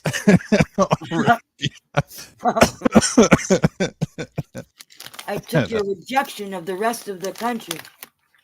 Far right extremists. That's what I get all the time when people can't see past the false dichotomy of wingerism. That's what I like to call it: left wing, right wing, right? On the right-hand side of the map, and it's the furthest away from BC, which is what I thought you wanted.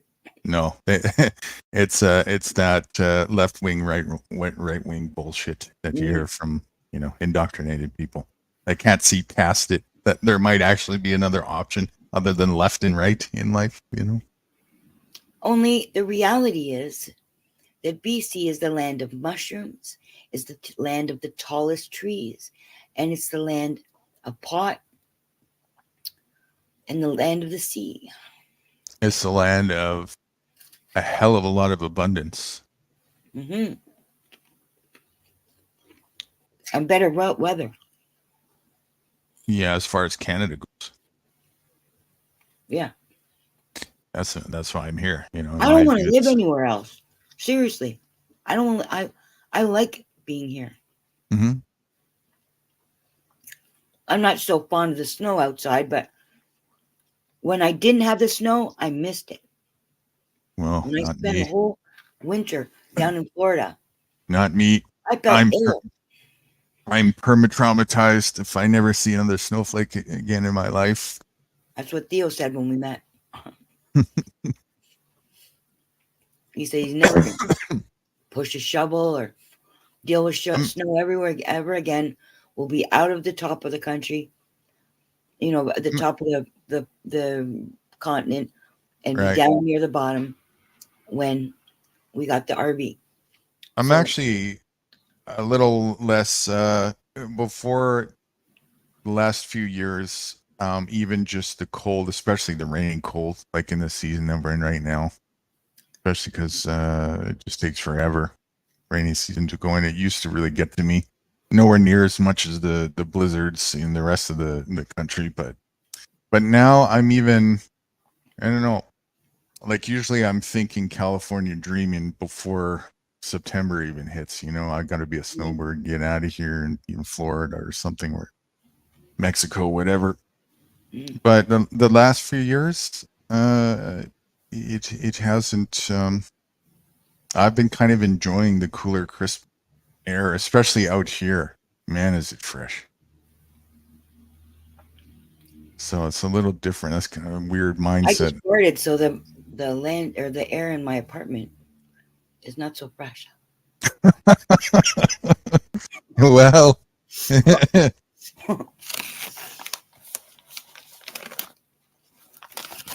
like I said, stay in your beehive concentration camps.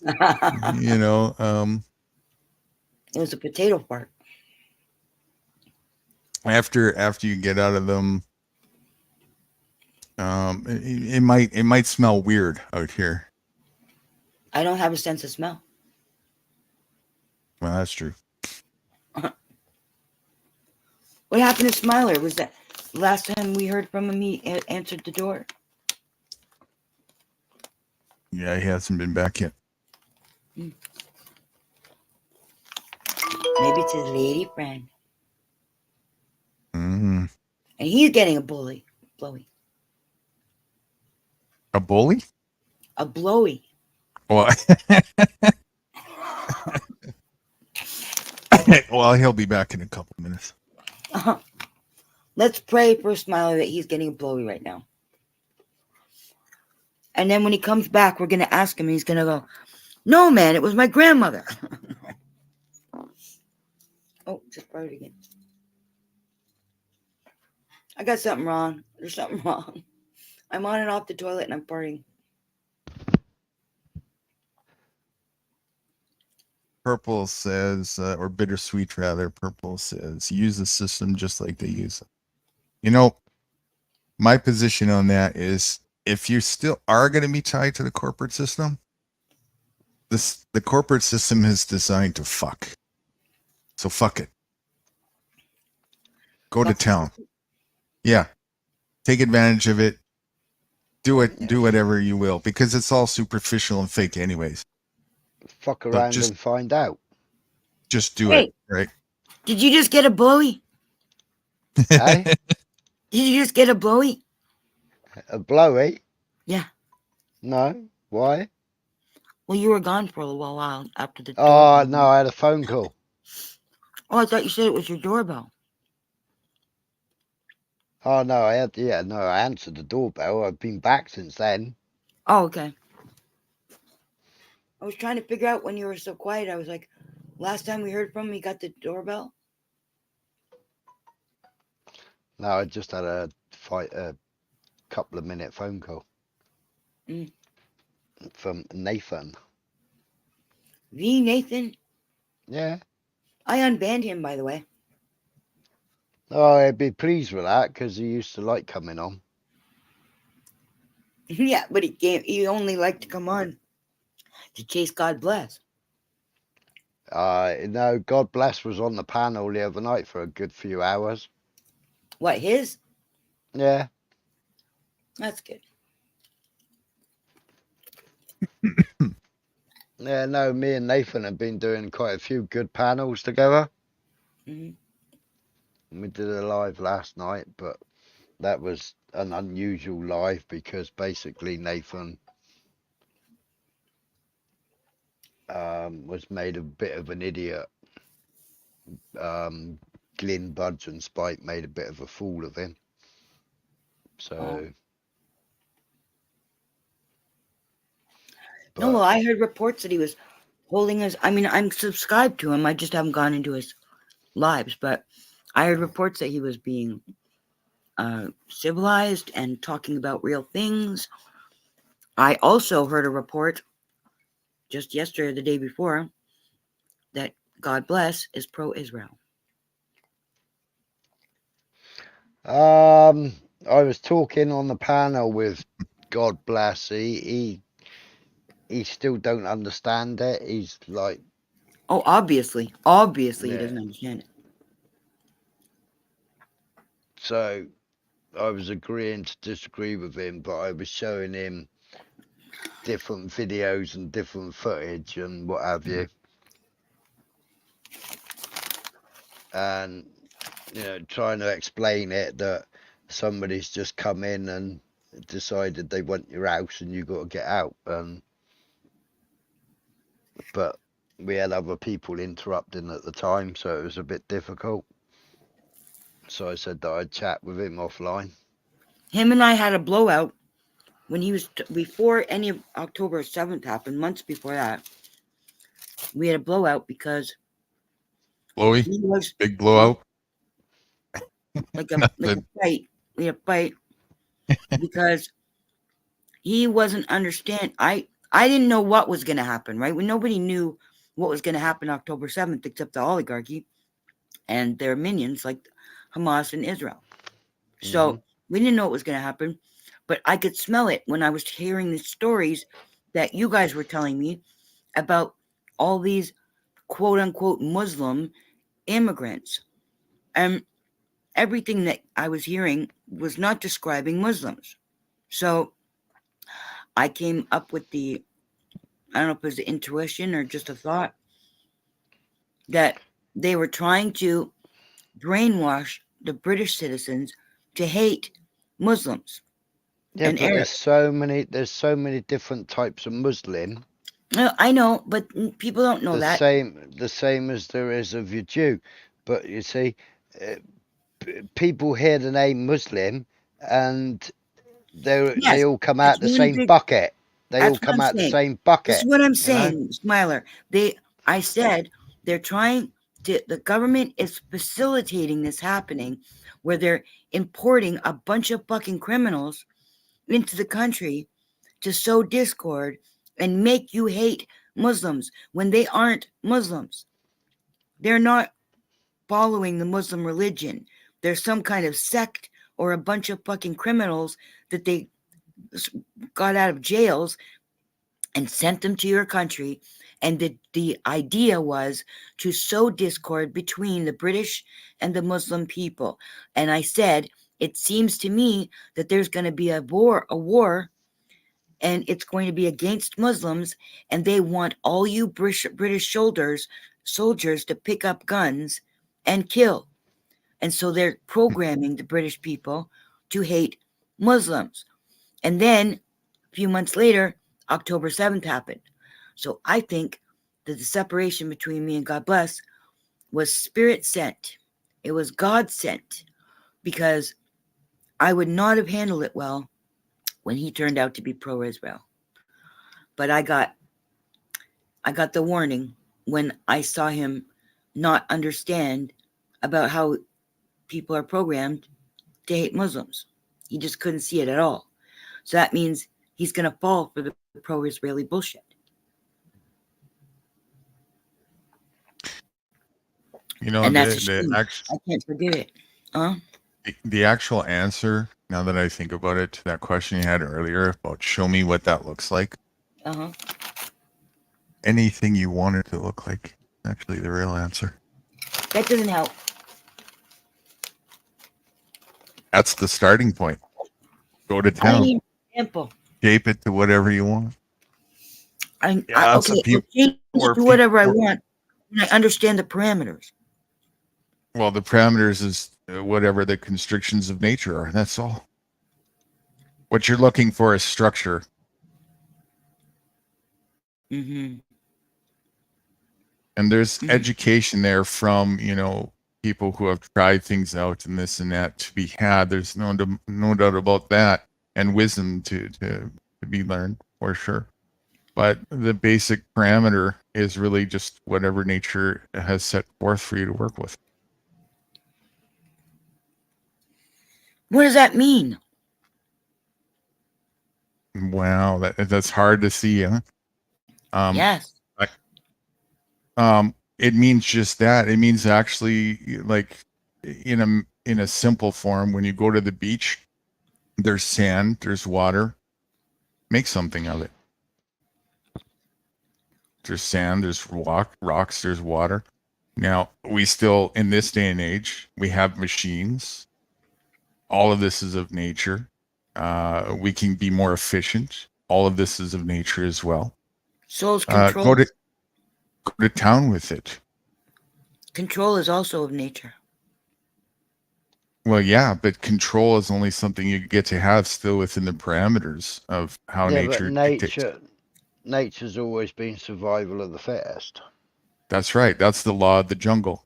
And so again, the corporate world sells you on this ideology that be a part of this structural function and we'll save you from the law of the jungle.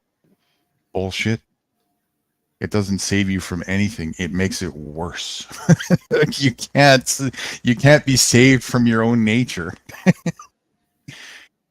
And that's where people have gone sideways. I'll tell you something. I really enjoyed my 10.5 years in the RV, but I'm also enjoying the fact that I live in a place that it would take a hell of a lot more wind to knock this place down than it would to knock the RV down. And I don't have the same worries about the roof leaking or any of that other shit. I'm a lot more safe and a lot more comfortable. Although my heart yearns to be back outside, but sure. Even these corporate shit boxes that you're living in, even those can be done without the corporate world. And as I said earlier, much better. Much better, like eons better. I showed my grandson Jacques a couple days ago on the messenger. You can share videos like you can here now. And I shared a video. I skipped through it because he's 6. He doesn't have that much. He's almost 7. He doesn't have that much attention span to sit and watch a half-an-hour video of someone building a house. But I showed him the primitive building, a primitive building video. And he was pretty impressed. And his father. What kind of primitive? No, my favorite, with the mud that turns into concrete. Yeah, but Kat, we were 3D printing houses in the early 1800s. 3D printing? Yeah. We didn't have printers like that. Yeah, we did. They were only used for newspapers. They didn't actually build things. No, they had hoppers, and they put the cement in the hoppers, and the hoppers went round and around and around and around, printing. They had electric cars in the 1800s too. Yeah, 1836, they had electric cars. The very first automobile was an electric car. Hold on, I'm still stuck on the printer. So they put cement in the barrel thing, and they roll it around like they do with cement, and then what? The same as they're trying to 3D print houses now. Exactly the same way. I've never seen anybody 3D print a house. Oh, that's getting outdated now, because AI is only starting to come into the picture with that. But this 3D house printing has been going on for quite some time. Instead of using bricks, they just mixed up the cement. Cement or hempcrete or quite a variety of different materials. And they poured it into the hopper, and it came out the other end of the nozzle at a certain width and a certain, like painting white lines on a football field, Yeah. So like the white lines come out on a football field, that's exactly how the concrete used to come out. Some of these dwellings, single and double family size, 800,000, 1,200 square foot. Some of them can be made in less than an afternoon, just a few hours. Is it just the pieces you're making, or are you actually building a whole wall of a house, or the whole house at once? Whole house. Whole house. In literally hours. That's nothing new. I have never seen it, and I'm 57 years old. I have seen a billion fucking construction sites.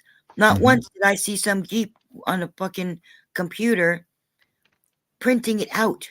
Yep. It's nothing new. It's just unconventional. And I shared the video on Nathan's the other night. Yeah. It's unconventional, and you're going to have a lot of do-it-yourself participation in that, because there's not really a lot of companies that, you know. It sounds like the computer's doing everything. I said that one company owned 2,000 cars in the 1827 or something like that. 2,000 electric cars, buses. Are those the Everything ones was that got electric. buried? Hey? Are those the ones that got buried? I don't know what happened to them. The oligarchy buried them, right? Yeah, they replaced it with diesel. And petrol. They buried the cars underground. They buried, or threw it in the sea or something. They buried the cars. Is that the one, or was that another time? No, it was another time. Okay, so what did they do to these cars that we didn't end up having them? Well, they just came out with petrol engines, didn't they? The war happened and everybody went petrol. Oh. Oh yeah, the electric car was shelved in favor of petrol. That's what started this whole thing. All of this has been, about money the whole time. That's one of the reasons why I'm like, what the fuck is wrong with people advocating for this by choosing to purchase it? It was never something that they had to do, you know? I thought myself, Nudy, Rights for Vets, and Joe Cool. We played all the videos on Rights for Vets quite a while ago, didn't we, Nudy? Yeah. Yeah, well, I wasn't going over there, so. That question you had, or that thing you said a bit ago about the robot arm doing all the work, it does after it's set up. But you have to set up and also bring the cement or hempcrete or whatever, the supplies, and get all that part established. But once that's set up, then it's a matter of hours for the 3D printer to do the rest. Yeah, it's quicker than filling up the Hessian sacks and building it with Hessian sacks. Oh yeah, for sure. What? Like Adobe houses and stuff, Kat. Do you know what that is? No. You know what Adobe houses? Oh yeah, I'm thinking Adobe on the computer. Adobe is some kind of primitive house. They are quite. They're definitely like nothing. Clay or something. No, the Earth. What do they call them again, Nudy? The Mother Earth chips, or? Oh, those. That's different.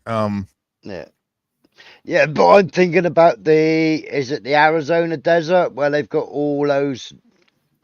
They've got. Yeah, that's the Adobe houses. Yeah, but they've got loads of different houses, and they're all built in so many different styles and recycled but they're materials. Like terracotta or something. Well,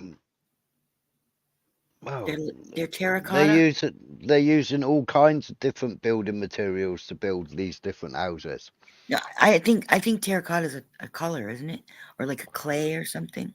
Well, you've got terracotta clay, but it's But I mean, they're building with bottles. They're building with straw bales.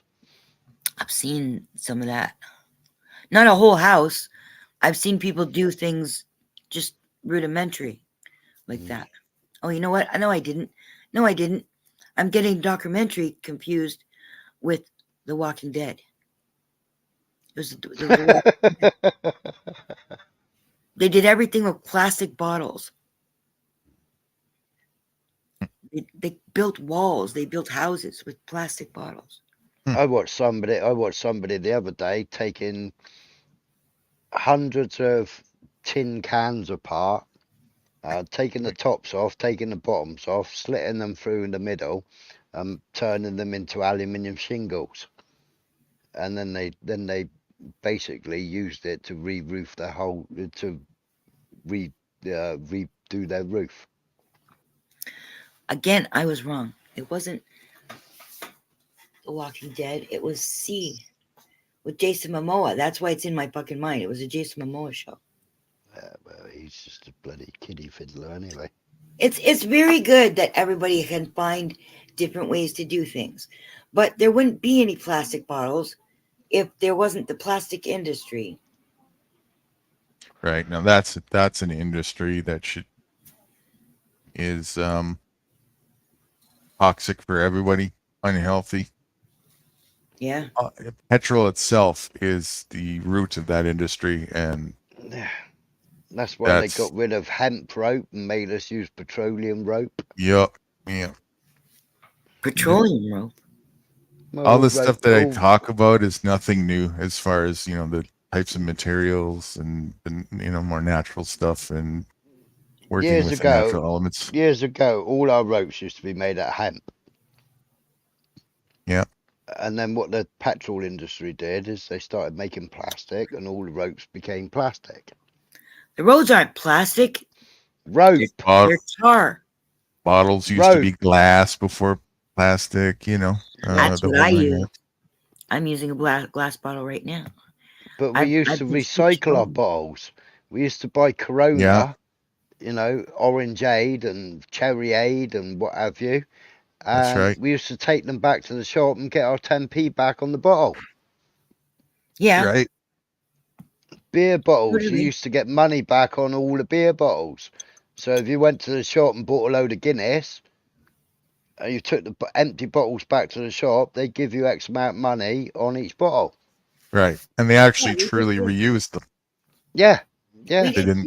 The milk bottles, I think they were 5 uses before they broke them down and then recycled them and made new bottles again. Are you talking about plastic or glass? Glass. They broke them down and made new ones? Yeah, after they'd been backwards and forwards, like in England, we had like Unigate. They were the big milk marketing board, basically. So they used to do them in 1 pint bottles. And the bottles, I think they had a lifespan of 5 times recycling.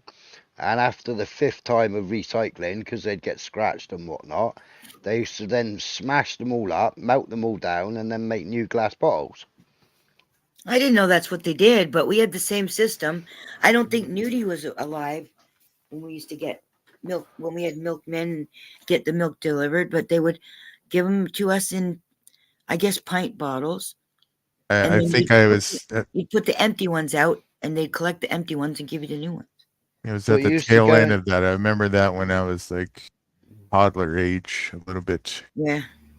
But you used to go and do all your shopping, and the shopping came in brown paper bags. Yep, I remember that too.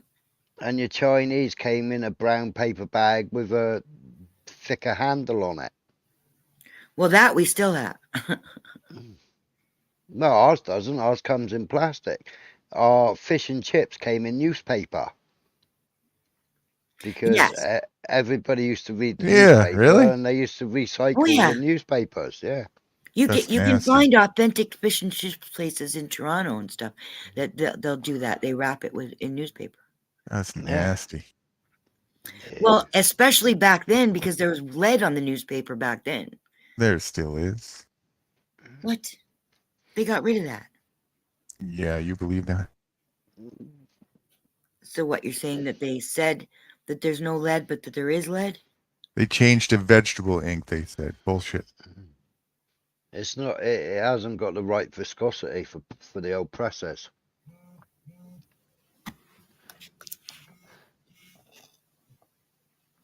That's why the ink still comes off on your fingers. Yeah, and it's still very toxic. It might be. There I've might never be seen something. ink. There might be something of truth to that, but I guarantee it's worse than it used to be. Being a newspaper delivery person and later on sales of that, it's the same as all your different cooking oils as well, you know. Yeah. And your margarine. I mean, your margarine is nothing but petrol. all the corporate products have gotten progressively more toxic over time. That's part of the agenda. Pardon me, please. I just have to get my voicemail. Sorry.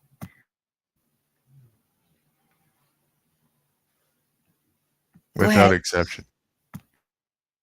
It's okay. Without exception, all of the corporate products, by design, intentionally, But it's like become progressively more toxic because they're part of the agenda.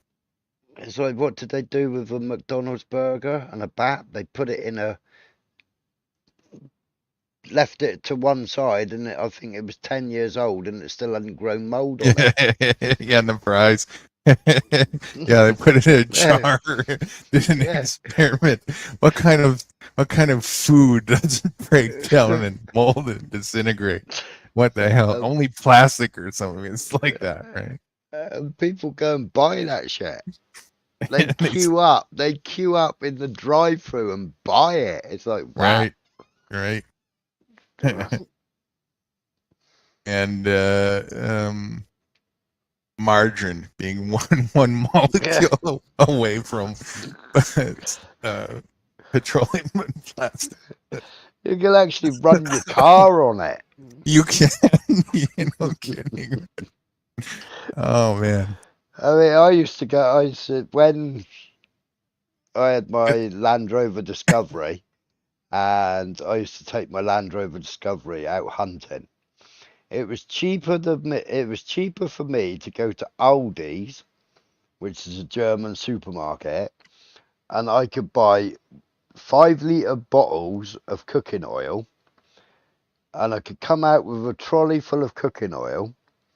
My truck back then, I think it took 80 litres, and I could stand there and I could fill it up for something like 50p a litre, where it was like £1.10 a litre at the petrol was at the pump, and I could fill it up for 50p a litre. Well, they all cottoned on to us doing that, so now cooking oil is more expensive than petrol. Yeah. Because I was going out driving my Land Rover out hunting, and everybody was going, "Oh my God, you make me feel hungry. You smell like a fish and chip van. What are you running your car on?" I said, "Cooking oil." And I used to go to the cash and carry and buy the 50-litre barrels of cooking oil for less than what it cost for filling it up with diesel.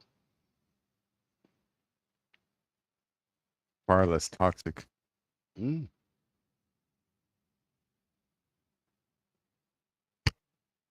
It was only the Land Rover ran on it absolutely fine, but the Pajero, I had to put a heater, so it heated the oil before it went to the injectors. Mm-hmm. So I only had to do a heating element on the fuel lines, so it warmed up the oil before, so it changed the viscosity of the oil before it went to the injectors. Whereas the Land Rover was a direct injection system, and it worked on a different system. Right.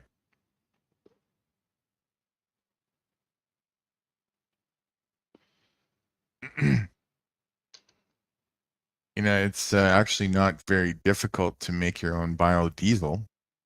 No, it's not very difficult to make your own petrol from Gasoline. plastic. Yeah, it's not. From plastic. Right. Plastic pyrolysis.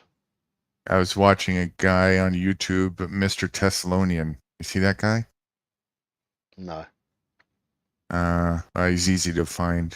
I don't know if he's still making videos or not, but started years ago, and Right. he was showing how you can not only do gasification and whatnot, both petrol and bio based, but how you can actually easily make your own gasifier out of like spare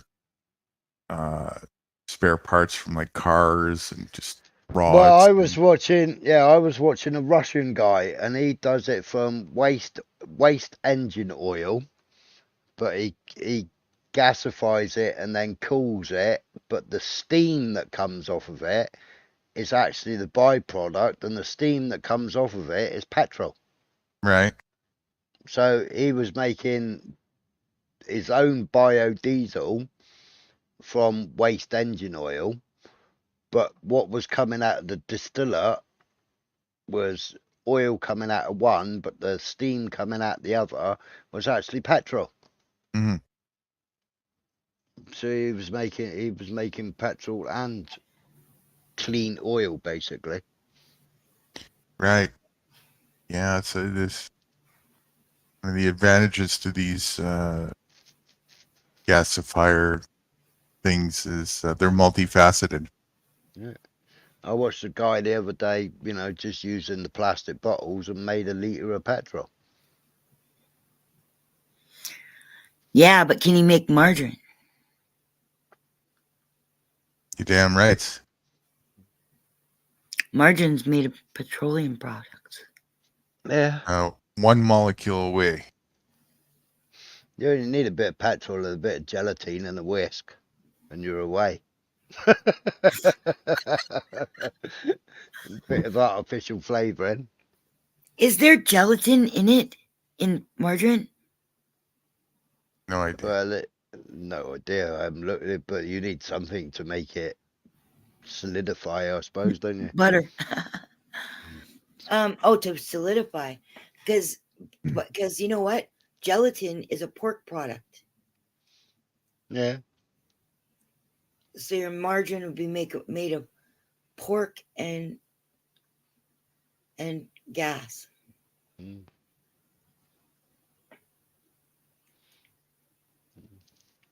But it still goes off, so it must have something in it. Can you imagine? Whereas McDonald's burger and fries, they'll last 10 years before they grow any mold. They're beef. Yeah.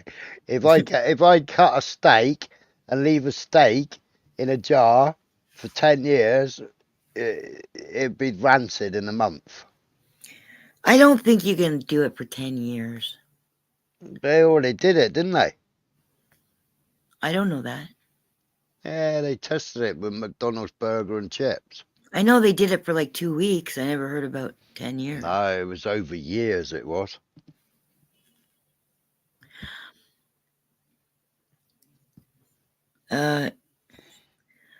Spirit Walker just asked me to go out for a coffee.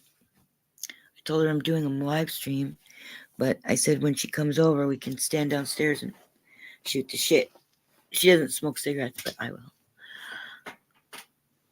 And then I'll come back up again. But it's not right now. Right now she's going for her walk in the forest. And then she'll be back.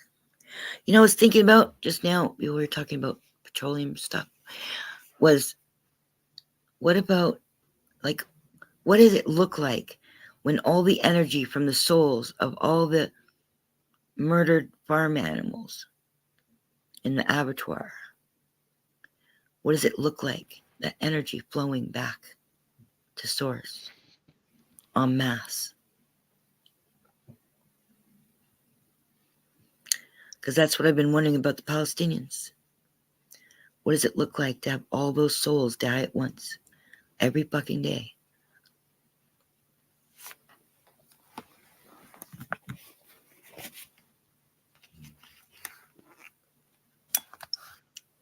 What's the matter? You crying now?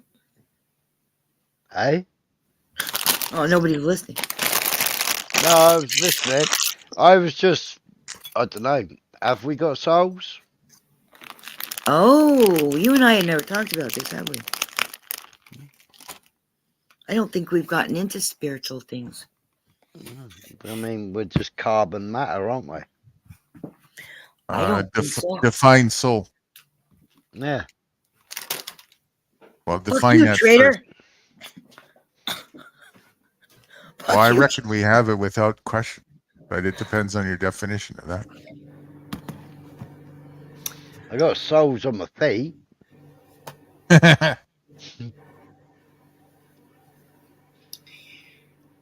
Well, man.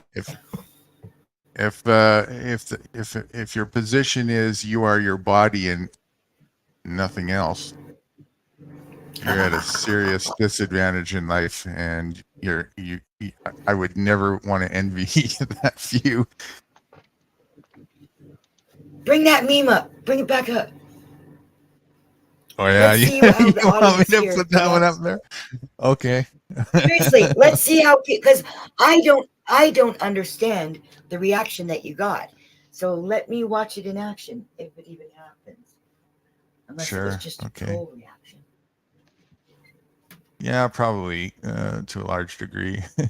It was more of a nudie reaction, maybe, than the meme itself. I don't know. Who knows? Right. I can't read people's minds. Okay, hold on a second here. It's in the basement. Do you want both of those that we did, or just the last one? No, I have a feeling that the cultural one will take too long, and we kind of dealt with it, so I don't know how much else we can say about it anyway. This one's the one with the. Why does it look like there's a person there? Oh, I haven't put it on the thing. I'm just full screen. You looking at my thing? That's you. Oh, okay, that's us. Yeah. Okay. There you go. For me, it looked like a base. Hey.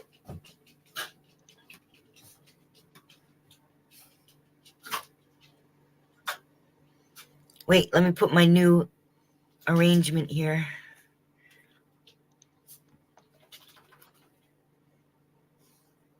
I got a sequel to this as well, which it's not. It'll be on a future meme, but I got the words written down, so maybe I'll say what that is after this. But there it is. Okay, to identify with your physical body. Go ahead. No, carry on. Go ahead, Smiler. No, you carry on. Fight for it. Fight for it. Because I've already read it, I just thought Heath should read it. To identify with your physical body is a false identification, a lie to yourself, and a denial of true self. Reaction, Smiler. And anybody in the audience, the chat. To identify with your physical body is a false identification, a lie to yourself, and denial of true self.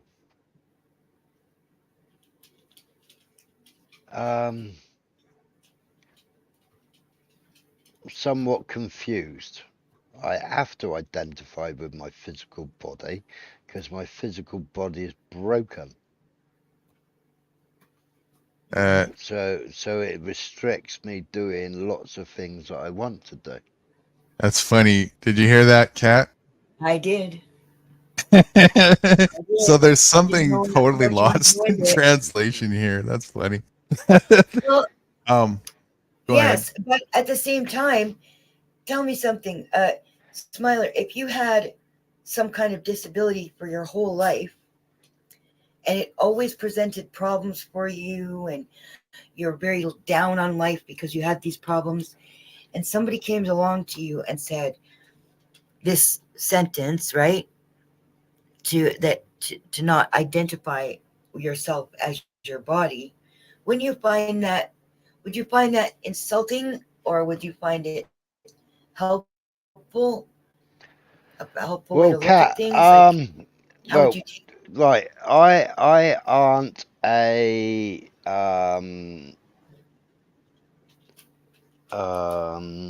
what's the word? I'm not It's a Emmett. no. I'm not one of these. No, I'm not one of these. Oh, there's a silly name, but okay, it's like a pissy party or pissy potty, or I can't remember what they call them. Yeah, pity party. Yeah, Pity party. yeah. I'm not a pity party. So I mean, I did back when I broke my back originally. I did Tai Chi, and I changed my center of gravity. basically, which then Okay, so it was the wrong question to ask you. Do you so think that that other stabilized people would? me. Do I think other people? Do you think other people would take offense to that statement?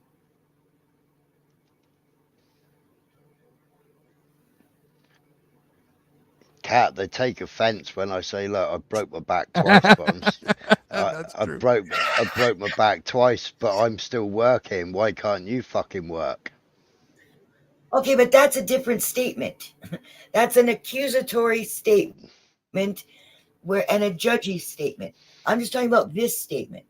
Do you think that people can you see a reason why anybody would react badly to this statement? I don't mean disagree with it. I mean react badly. Yeah, because basically it's saying give in to your illness. If you identify with your physical body, you're giving into your illness. You're giving into you're not living to the full potential because you're giving into the constraints. What illness? Okay, so I'm that so would they wouldn't confused take by that. offense to that. Yeah, but I think Smiler answered in the double negative or something. You don't mean that they would take offense. Aren't you saying that they wouldn't take offense because of that? Don't They identify your would body with take your. they would take offence to it because I say it all the time. I say you just get up and go. The more you sit there and think, oh, it's gonna hurt, oh, I'm gonna be in pain. The more you sit there doing that, the less you're gonna get up and do. So identifying with that, you're already I'm beaten. lost. I'm lost now. I thought I understood you, and then now I don't think I do anymore. I replied straight away. I have Yeah. to identify with my physical body because it causes me pain, right? And you both laughed, yeah? Well, we laughed because of the other stuff that was going on with other people when they saw this. It wasn't at you. I'm sorry if it sounded like No, that. no. I wasn't insulted by it, but Okay. I do identify with my physical body, yeah? What do you mean by identify? Maybe that's the problem. It, when you say you identify yourself, like, are you your body? I'm Whether my you're sick mind, or not, body, I'm my mind, body, and soul, aren't I? your mind. Oh, so you have a soul? Um, if I'm religious, I would. Nah, I'm talking about you. Nah. Total retracement. Total retracement. Who knows? I mean, I've just changed my picture to apparently my soul leaving my body. So, are you You your have mind? you Is you that have you have chakras. is your body your true self? Is your mind your true self? Or are these embodiments, shells that you're in the driver's seat? Your true self in the driver's seat. What you mean? Am I AI with a skin? Yeah, you could say that. That would be a very accurate way to put that. Who knows? Or I know. NI programmed by AI with Yeah. the skin. Well, no, I've been programmed by the government all my life, haven't I? That's Yeah, but what AI if to the they're core. AI? That's what I'm saying.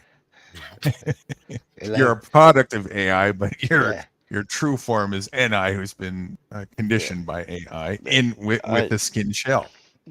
What's I have the NI? skin, and if I cut Natural myself, intelligence. Oh. I bleed red. Your body, if you look at it closely, it's millions and millions of individual cells, right? Yeah, the biggest cell on your body is your skin, Right. Is that you? Or is or the that biggest, millions and millions of individual cells the with even biggest space organ. separation that are they have a DNA code that's performing a function that's embodying over you? Are you in control? If that was you, are you deciding every single cell and its function and what it does? Or is that something else of nature that's doing that? Is Well, that them doing that? It's electrical impulses that you send from your brain to different parts of your body to make them work, isn't it? No, the DNA in the cells, they have their own code of function. They're individual, unique organisms, living organisms Yeah, that but make up the body that you yourself are in the driver's seat of. yeah, but we're also controlled by electrical impulses as well. Right, but again, what is this thing that's in the driver's seat? That's the true self. You are not your finger. No, that's the computer in the skull, isn't it? Yeah, and you're not that either. No, the only thing I am is my voice. No, you're not your voice either. Well, it depends who's trained the thought process, doesn't it? You can hear that aspect of the physical through the anatomy, but that's still not your true self. Your true self, though, is definitely frequency and vibratory, to which you can feel. This is a really fucked up question.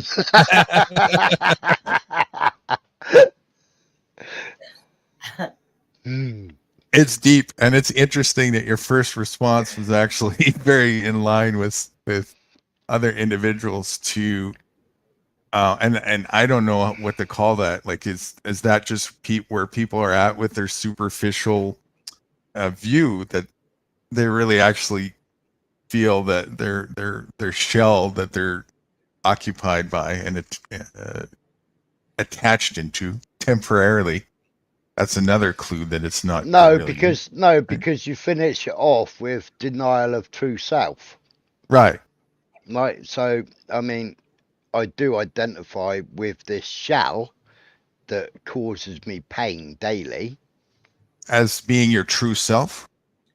That just sounds like you feel your body, not that you identify. Well, yeah, I feel my body? body. I feel my body. You feel it, right? I feel the aches and pains of it. Absolutely. Right, but are you your mind, body? but mind over matter, I overcome that problem. Yeah, but Right. again, that's a secondary thing. The words are to identify with your physical body. Yeah. Are you your body?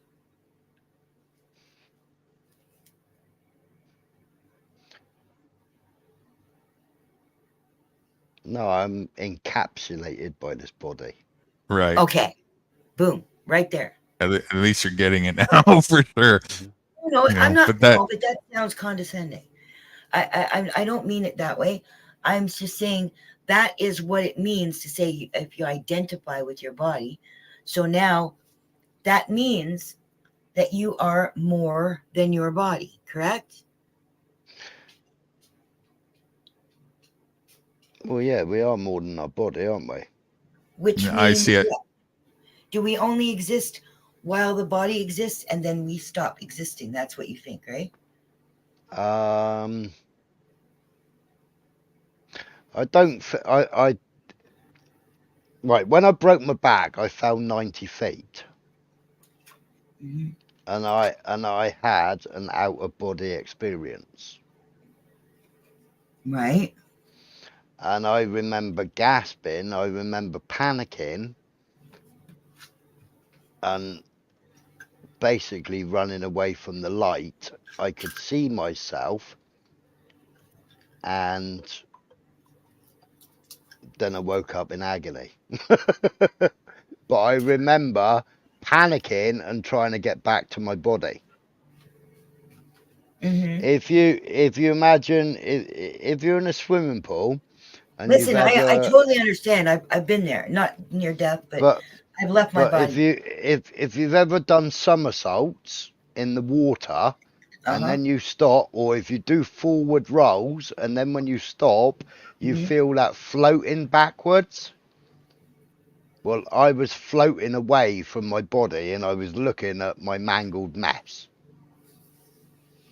Right. that had stopped suddenly after falling 90 feet. My Okay, left leg so was behind. had you have died and not survived, where do you think that part of you that was doing the seeing, where do you think that goes? I don't know, there was just an intense bright light. And you ran away Yeah. because you thought if I enter that light, I'm not going back. Hmm. Okay. So you did think that you were headed somewhere, right? Yeah, I knew I was headed somewhere, but I didn't know where I was headed. So that means that you are more So I than your do. body and So I do believe that there is something after beyond. life.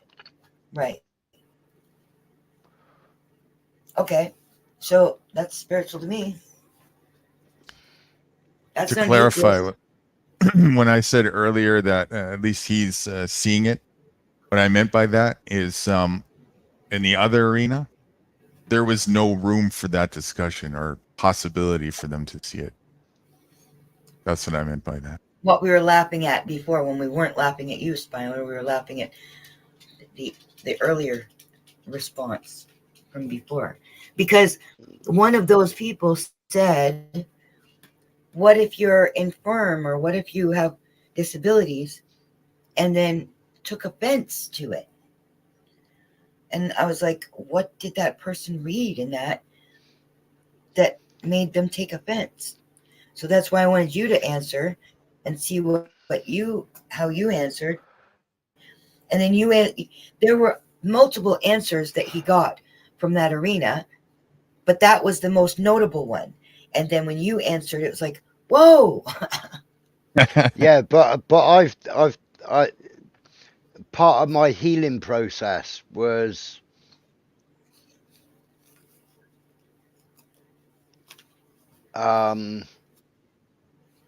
this broken body isn't going to hold me back. Right.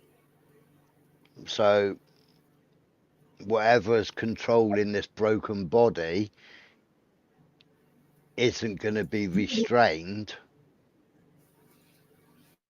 just because it's broken. I can overcome this. So my mind Right. wanted You to can do overcome it. yeah, I wanted to do other things, therefore I can overcome this. Whereas Right. 99% of people they identify with their physical and they let their physical beat their own mind. There are a lot of people who think they are their shell. A lot of people. They're called atheists. Even religious people still think that their shell is their true self, and they identify with it when they go to the mirror and they see their physical face. That's all they're seeing. They can't see through that. They can't see that there's an actual something in there through the windows of the eyes that is actually looking out. They don't see it that way. They see the physical Yeah, thing. but if you look at some of those people though, I mean you right, I was a big equestrian. Right now, if I was buying and trading horses, I looked at the horse's eye. And you can tell a lot from a horse's eye. And if it's got a dead eye, you know it's going to be a challenge. You know you're going to be on a losing battle with that horse because it's dead to the eye.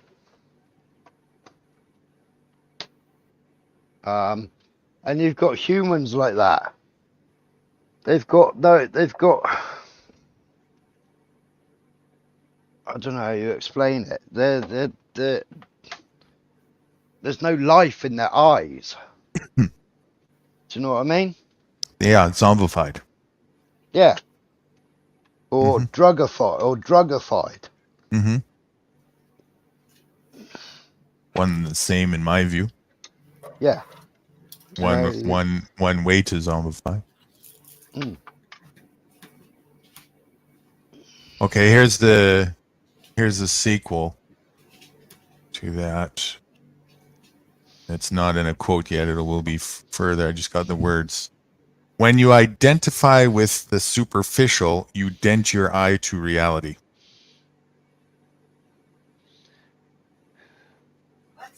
When you identify with the superficial, dent your eye to the reality.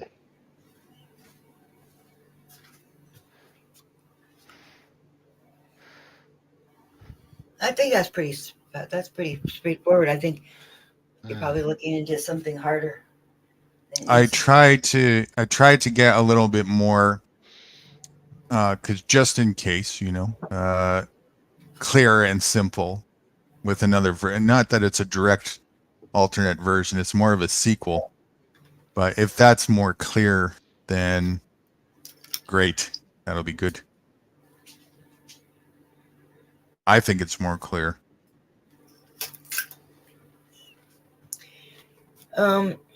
Yeah.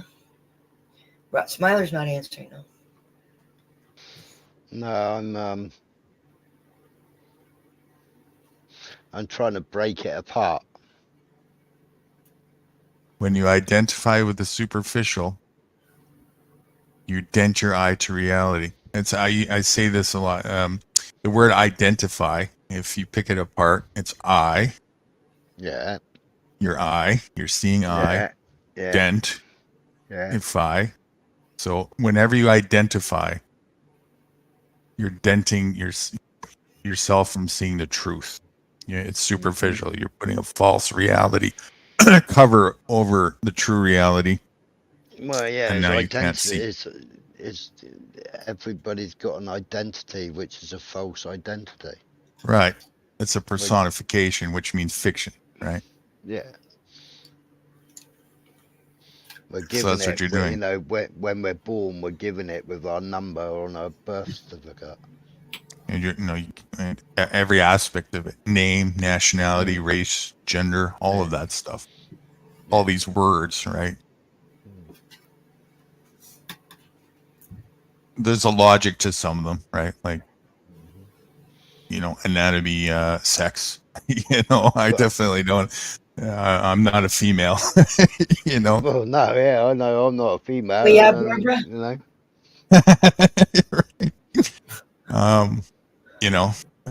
So there's some logic behind that and whatnot, but people are just too far with it, and they truly believe again that they are these things. That their name is actually their true. That's who they really are, and all these things, I'm Kathleen. I am. Right, there you go. Good I am. example. I'm pure soul. No, what is it? Pure of heart. They attach their sense of self to all these superficial things. But you know that there is I'm going to call it a science, but I'm not going to say it's actually science. There is a method of thinking that it's always been proven that when people name their babies, that the babies pick up the trait of what the name is. Or have that trait. Like what? Give me an example. Like my name is Kathleen, and it means pure of heart. And I took that to heart and felt like it was my duty to preserve that I should always be pure of heart, because that's my name. That's why that's what I was labeled. And it's a wonderful thing to be, is pure of heart. Yeah, but that's only because you looked up what the name Kathleen means. And well, you can be that. But yeah. And you can be that regardless of the name. That's because it has nothing to do with the name. people identify with their names. Also, there's gematria, which says something about the letters in your name, the numbers, that somehow that makes a difference. I'm not saying it does or it doesn't. I have no idea, but there are some who say that that is the case. Yeah. You can get into all kinds of funky religions once you get into that world of personification and fallacy. Sky's the limit, you know. It's whatever the mind can conceive and whatever it wants to dent your eye to see and become your false sense of reality as if it's the truth. And that's what people do. My birthday is a special number in the whole numbers thing. Come on. Well, that's a bit bizarre because I've just looked up the meaning of my name now. Right, so Yeah, what did it say? Ian is of Gaelic origin, and is the Scottish version of the name John. It comes from the Hebrew name Yohanan and means God is gracious or the Lord is gracious. Look up the name Nude Guru. You're going to hell. That's not a name for the Bible. No, that's the only name I got right now. So It's the only name you identify with. no, I don't identify with it. Sure you do. Naked Nope. saints of You're India. here identifying with that name. No. Pay no attention to the man behind the curtain. Wearing Well, that's the a different sky or sky clothed. What is it? Say it. Wearing what? Wearing the sky or sky clothed, though often used as a synonym for naked, it has a much deeper meaning. A householder is separated.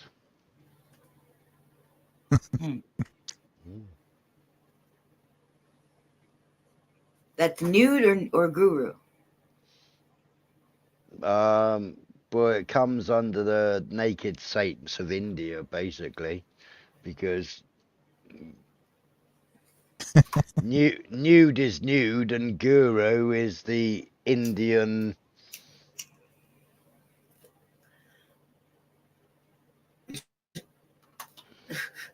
Let's just leave it as that. Well, my middle name, I'm not going to say what it is because I don't want to dox myself, but it means long, beautiful neck.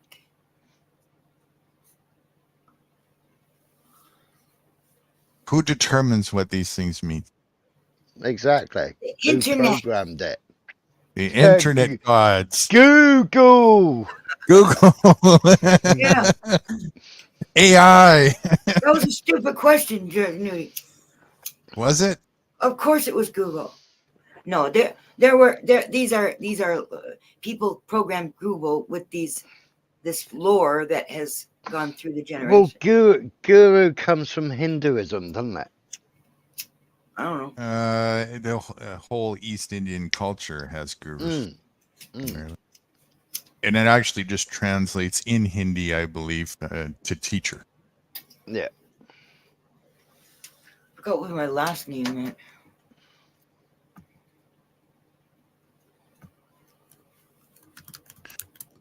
Not to be confused with what the guru means in Nude Guru. Refresh our memories. It's a mockery of ego and those who put themselves on a pedestal and tout themselves to be some kind of superior. It's also a bait to trolls. Are we fighting again? It's also a bait to trolls who would be so quick to make a presumption or assumption about the meaning behind it and show their closed-mindedness and I find it quite amusing what they come up with. Nude, naked, or absent but of, superficial, or ego. yeah, but that's because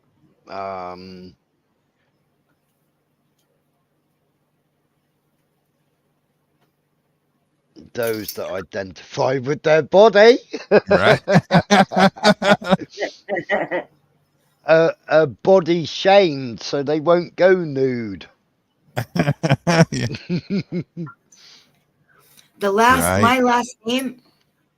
last name means one who hears or listens. And that is When do you ever listen? hey, how often do I have panels, or do you see me on panels? Oh, sorry, I Because made all myself that rest of choke. that time, I'm listening. I'm listening and I'm paying attention to what other people have to say, day after day after day after week after week. And then I come on here and I spend a couple of days saying what I need to say. And then I go back off again and I go back to all that listening and listening and listening.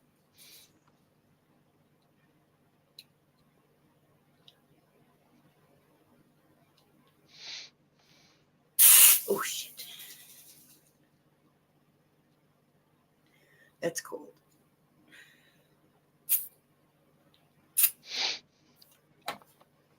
So, yeah, one who hears or listens. So, pure of heart, long, beautiful neck, who hears and listens. How about this one? Here's one that ought to ruffle some feathers. I actually thought it would in that same vicinity, but it didn't. It just got one laughing face reply. That was But it. you're hoping that it will ruffle feathers. No, See, I my just kind of last name, expected it to, but it didn't.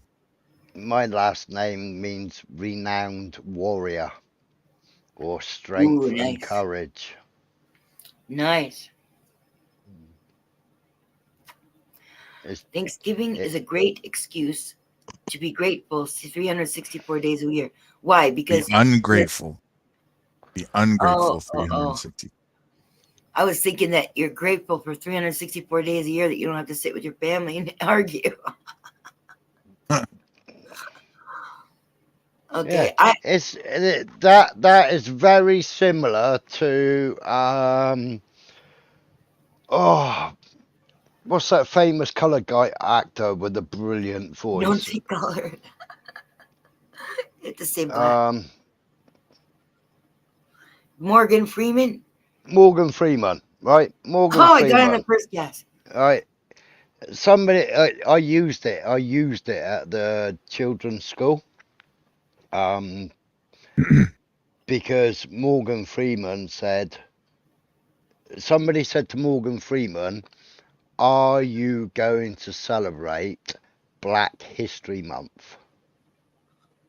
Uh-huh. And he went right into one about, "Do you think I need somebody to tell me when I can celebrate the color of my skin or my history?" Or, and he just went right into one about, needing some government or some Yeah, NGO probably saying, white-based government too, telling saying, "Well, hey, let's have a month and celebrate my color." right. He said, "I celebrate my color every day.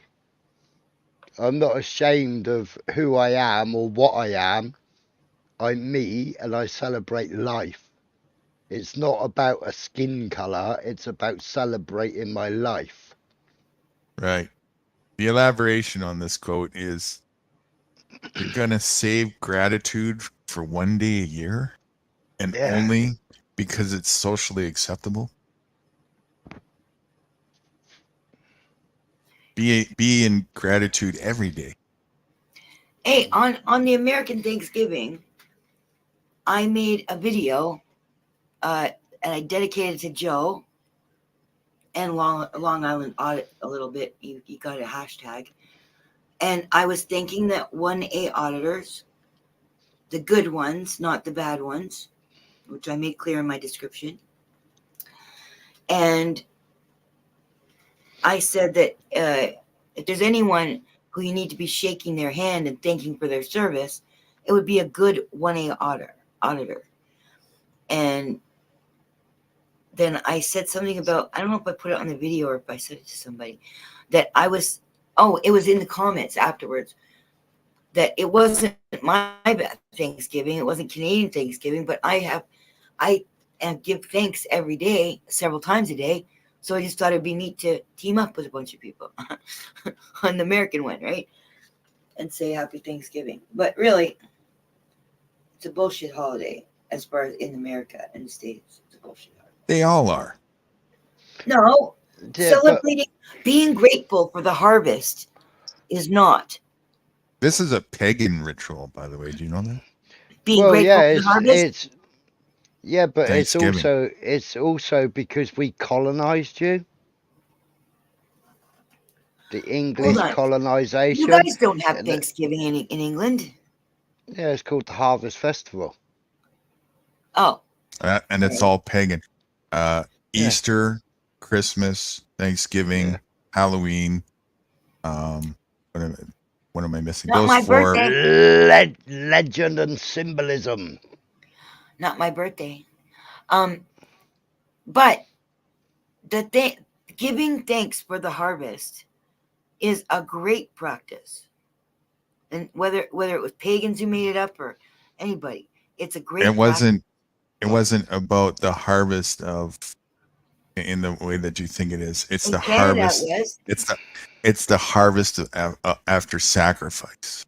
Yeah. You have to look Thanksgiving deeper. Day. It's absolutely Thanksgiving Day appalling what and this thing means. annual national holiday in the United States and Canada, celebrating the harvest and other blessings of the past. It's like saying Americans generally believe that their Thanksgiving is modeled on a 1621 harvest feast shared by the English colonists, Pilgrims of Plymouth, and Wampanoag people. it's like saying thanks for the Holocaust. Sorry, go on, Scott. Smiler. Got a lag here. It's thanks for the English for colonizing us and enslaving us and right.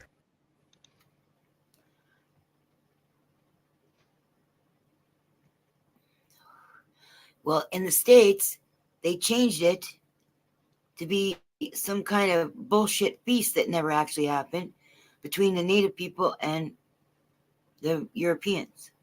And they make a whole story around how they shared the ingredients or they brought over native food for the Thanksgiving that the British were having. It's just a bunch of bullshit that they didn't fight for one day.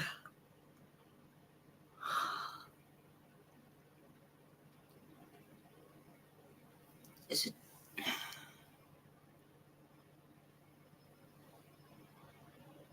I am trying to see where is. Oh. You have to keep talking or I'm going to fall asleep. Are you that spent? Yeah, man. I haven't had. My health is not as good as it was, and I haven't had any sleep because we stayed up all night talking. So but I was getting my second wind. But when I just sit here in total silence, then I'm falling asleep with a cigarette in my hand.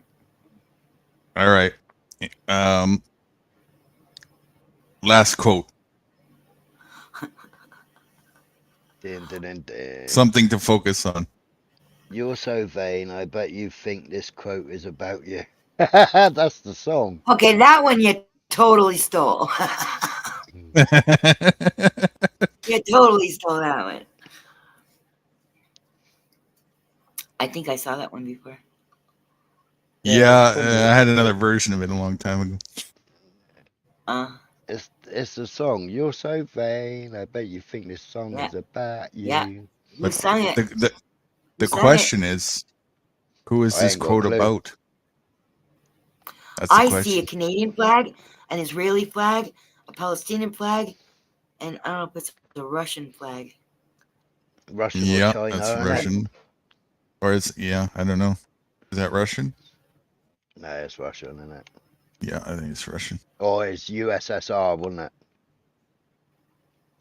Right? Oh, is that they don't have the same flag anymore? I haven't seen their flag since they switched. No. Red, white, and blue now, isn't it? Is it? They don't. Yeah, they don't have the sickle anymore. Don't Muslim countries do that? With the sickle on some of the flags? Don't know. Did you I've see never the been way a I flag. wrote my name? Sorry. Go ahead, Smiler.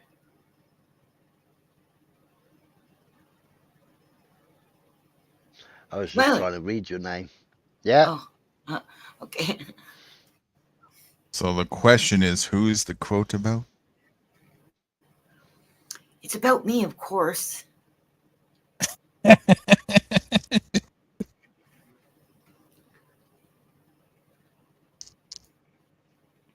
But of course. Of course. Who else? Where's Who the else quote? could it be about than me? No, it was actually. Do you know who it was actually about? That song? Enlighten me. Oh, the song? Yeah. Was that aimed at somebody? It's pretty much almost the exact line from the song. Yeah, I know the song, but I didn't know it was aimed at somebody in particular. Oh yeah. It was aimed at. I can see his face. Not George Hamilton. It was Carly Simon. Beatty. No. Carly Simon. Listen, she sang it. It was about Beatty, Warren Beatty. She was singing it about Warren Beatty.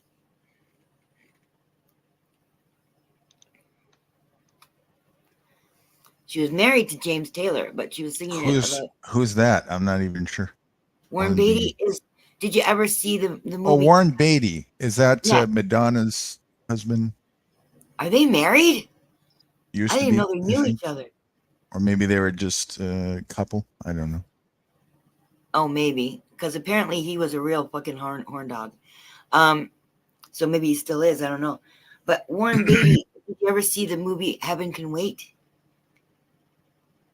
No. Okay, well, he was in that. He was also. She says. I think he also played Dick Tracy. Okay. I think. She said what? Smiler? The song is a critical profile of self-absorbed lover about whom Simon asserts, "You're so vain, you probably think this song is about you." The title's subject identity has long been a matter of speculation, with Simon stating that the song refers to 3 men, only one of whom she has named publicly, which is Warren Beatty. See you later, Purple. Have a good one. Bye. Take care, Bittersweet. Who's Miss Grinch? I don't know. That's what I was looking up when you were making me fall asleep. Because I was thinking it was Dutchy, and then I was thinking maybe it was Weenie. Weenie? Who's Weenie? Oh, she's one of the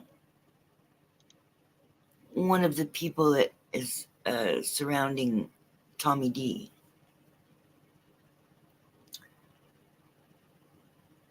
No idea who these people are. It says Miss Grinch. It doesn't say Mrs. Grinch. I thought I read Mrs. Grinch. Miss Grinch kicking the sacks of the naughty and redistributing them to the worthy. That's what her about thing says. and joined YouTube today. I didn't get that far yet. 1 subscriber. Since we're going in that direction, I might as well join in the festivity of the avatar. Just don't make yourself. It is Don't that make season. yourself Satan claws, or I'll kick you off. No, not quite that. We're in Grinchy land. Yeah, I'll accept the Grinch. I will not accept Satan claws.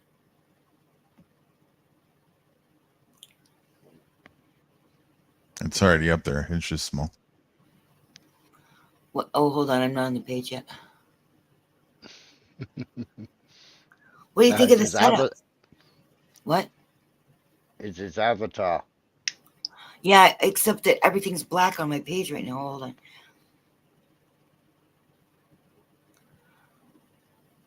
Yeah, that's the Grinch. That's the real Grinch. Yeah, look at the hand. Look at the hands. This has become a tradition for me, so I got to change the name back to False Stute. Hold on. Nude Grinch. not quite. You can keep the same initials. Okay, I can't see the fingers. Is he doing the I love you or the bullshit sign?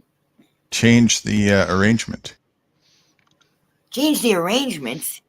of our avatars. Yeah, we're just this little conglomerate over to the left right now. Oh, yeah, I know. Know your place. Hold on. Oh, we turned off the thing. Hold on.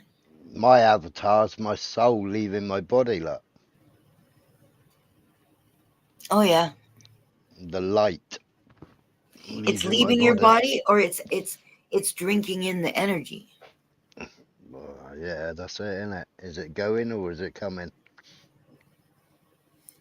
I don't know. Oh, it's like my avatar. The arrangement of the fingers. Did you see my avatar? Yeah. We're all very festive. Yeah, I'm an angel though. You're a Grinch. Yeah. With an updated name. That's tradition from last year. Stick this in your presents. Only it should be spelled PRESENCE. Presence and past.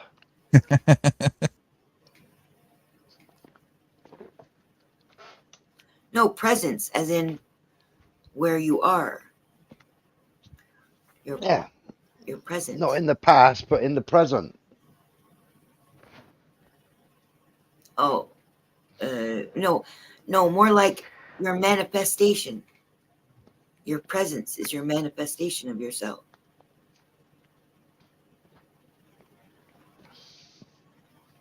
I require your presence in the parlor in 10 minutes.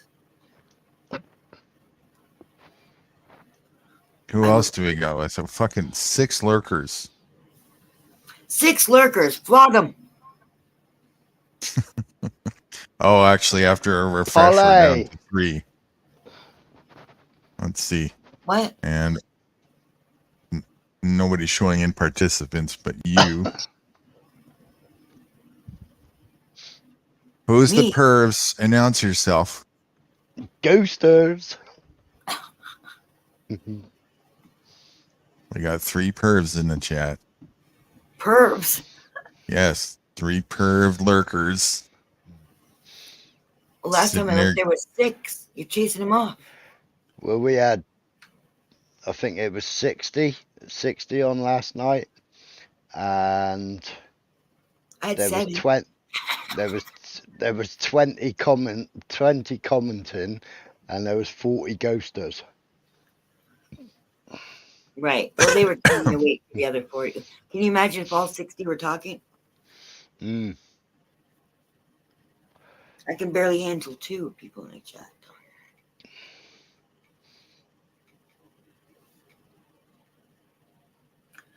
Oh, where's my phone? I didn't bring it in. She could be calling me right now.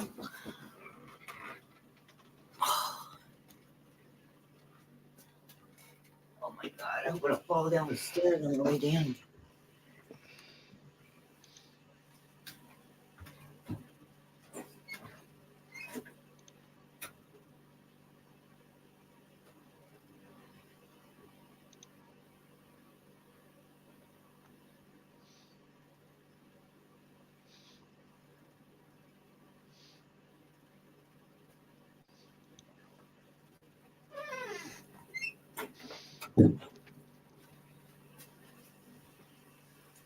I don't know. We don't have any. Okay, she hasn't called. Oh, Rights for Vets is shadow banned, not on anymore. Just had a notification from him. Yet if he got a notification, he's not shadow banned. Yeah, that's what I mean. It's not shadow banned anymore. Oh, I see. I made some videos, and there was no notification for them. And I thought, and hardly anyone saw it. Hardly anybody seeing my shorts. So I'm shadow banned too. I didn't even know you'd made any shorts. Exactly. You're not seeing them. They're not showing up in your notifications. No, I saw you were live, and it was like, wow, are you still live? I was live for 10 hours yesterday, and I was live for, I think it was 12 hours or something like that the day before.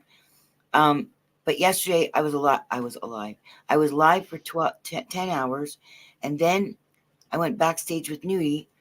So I started at 2:22, so I guess I finished at 12:22, and then from 12:22 till about 11 o'clock this morning, him and I were backstage for like 11 hours, and then we went live again at 11:11.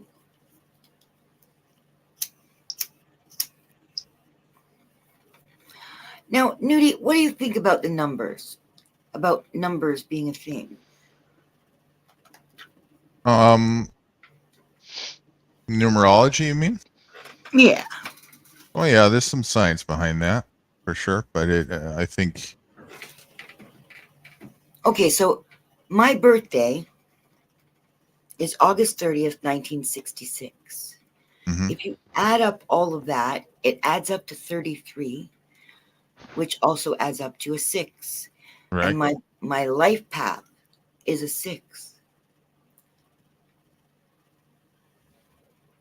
But when your birthday adds up to a power number like 33, it means something. Yeah, we know what 33 means. Well, you know what though? 33. Hey, look, there's 3 people in the audience. 33 is, it's not. It's just like magic, right? The oligarchy uses magic for evil, but you can also use magic for good. So 33, I would think, is just a powerful number, but it doesn't actually mean bad or good. It's how you use that magic. What do you think about that? It's always based on every technology is what you use it for. Yes, but Smiler's making reference to the Masons, right? Mm-hmm. I add up to 37. Oh, you're nobody then. I don't want to be in anybody. I'm just kidding. Right? Yeah, but does it I don't want to have an mean identification. It might mean that I'm destined for greatness. The 33. Do you think? Being unidentified and nationless is an amazing feat. Okay, when I'm talking about you, we're talking about me. Huh? Great. You said you're talking about you and nationhood, but I'm saying, what about the numbers? What do you think it means? Anything? You said that it certainly means something. There's a science behind numerology. Yeah. There you go. Numerology number 37 is self-determined, self-sufficient, and is comfortable being alone. It has little requirement for companionship, Compassion? Oh, for companionship or right. partnership. Sounds like me. Sounds like me too. What is the 37 life path? The life path often revolves around love and profound moments of romance. That goes opposite. Okay, so Yeah, now what does 33 mean?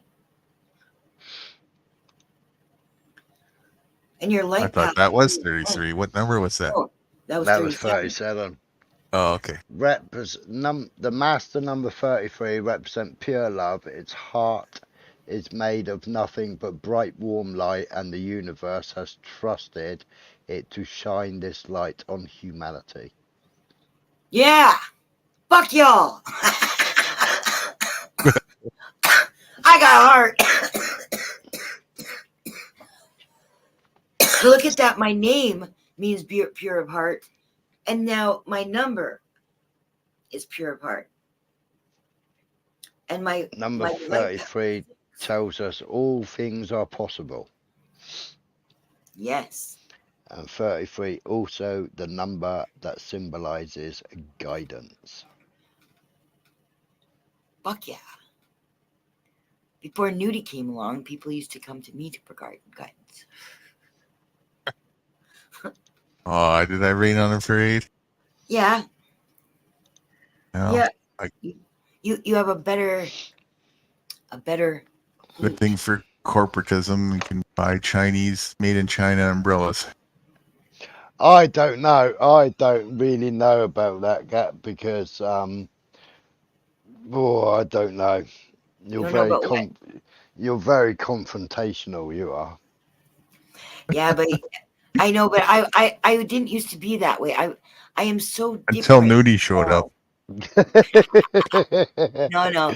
Before that. there's Actually, there's a lot of people that just don't get you.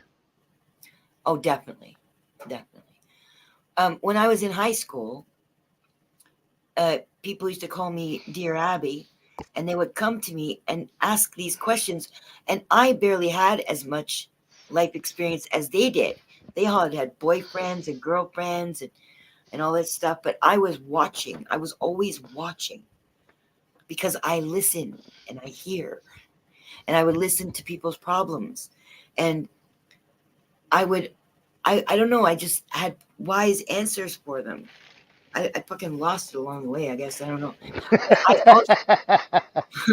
I also before it was ever popular to think about things from the other side, I'd be talking to a girlfriend, in the smoking area, and she'd be complaining about her other girlfriend, and I'd say, well, maybe if you were her, you might have seen it like this, and then I'd get accused of always taking the other side, and it's like, no, I'm not. I'm just trying to make you see what it would be like for that person, so you see where they're coming from when they argued with you, that it wasn't meant to hurt you. They could have been coming at it from this angle, and they were feeling hurt. But people didn't want persons doing it, saying those things, which is good, but I don't get recognized for being sexual anymore.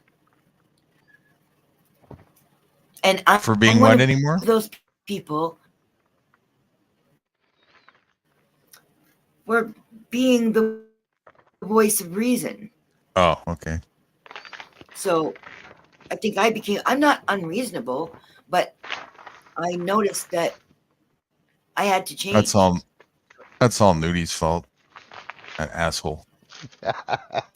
No, you came along with your smooth voice and your perfectly pitched fruit.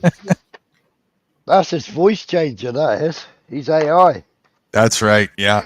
Oh, And yeah. I keep it's forgetting.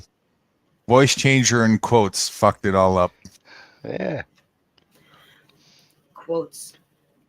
Yeah, quotes of the day and voice changer. That was the recipe. Yeah. Doesn't hurt that you're good looking. Right. Yeah, that helps. I mean, check out the hair. I mean, how can you go wrong?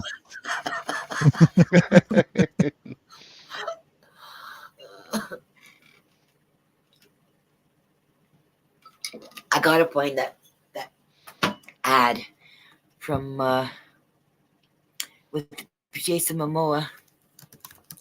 Jason Momoa. I forgot what the ad was for. I just remember he was in it. Jason Momoa commercial. This was from a few Super Bowls ago. Oh, here it is. Here it is. It was so gross. It took me weeks to get the image out of my head. But then when I think about you, Nudie, and how you sound gorgeous, but what if you were just like this scrawny little Woody Allen kind of guy, losing your hair in patches?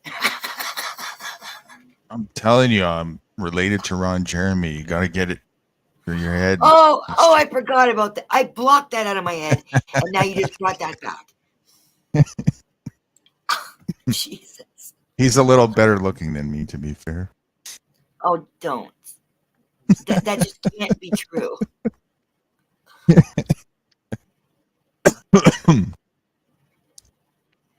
Come on. Oh, I didn't. Well, he's a legend in his own right, you know. I mean,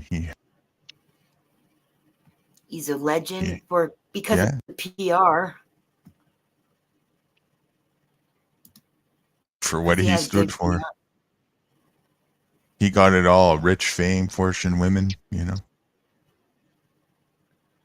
All the finer things in life. Ew. Can you see it?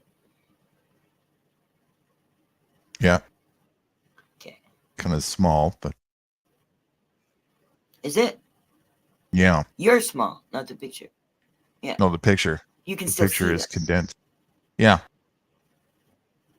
It's condensed. Yeah. I think it's because of the arrangement that you have.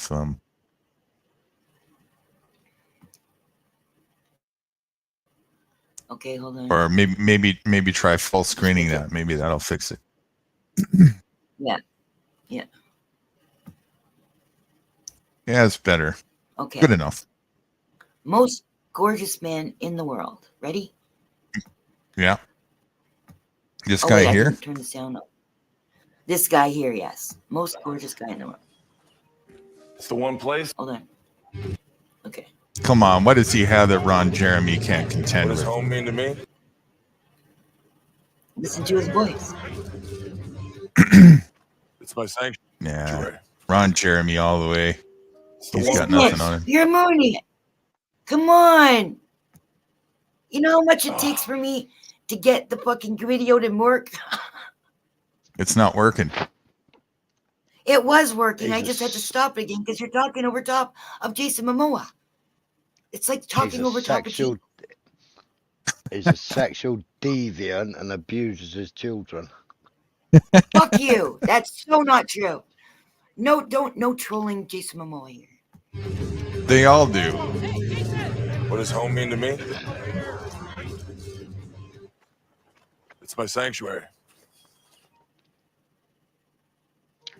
It's the one place I can let my guard down. It's where I can just kick back and be totally comfortable in my own skin. You know what I'm saying? Rocket Mortgage understands that home is where I can be myself. That feels pretty darn good.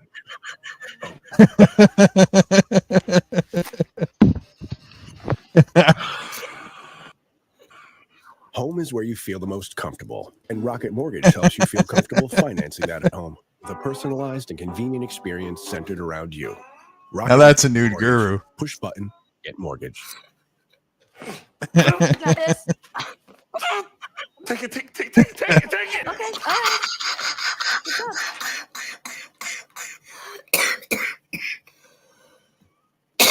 Oh my God. That was dramatic. Definitely a new guru. Let's see with the hair being lost in patches. Yeah. I retrace my earlier statement. Ron Jeremy has nothing on that man. That man wins in a landslide.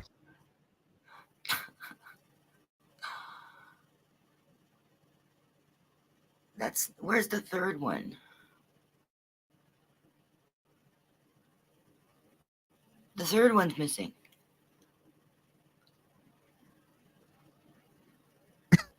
The third what? The third hair follicle? No, the third arrangement. You know, there's like the solo arrangement, and then there's this one where everybody's side by side like this, and then there's a third one where we're just regular, the way we usually are. And the third one's the one I usually use, and I can't find it on the list.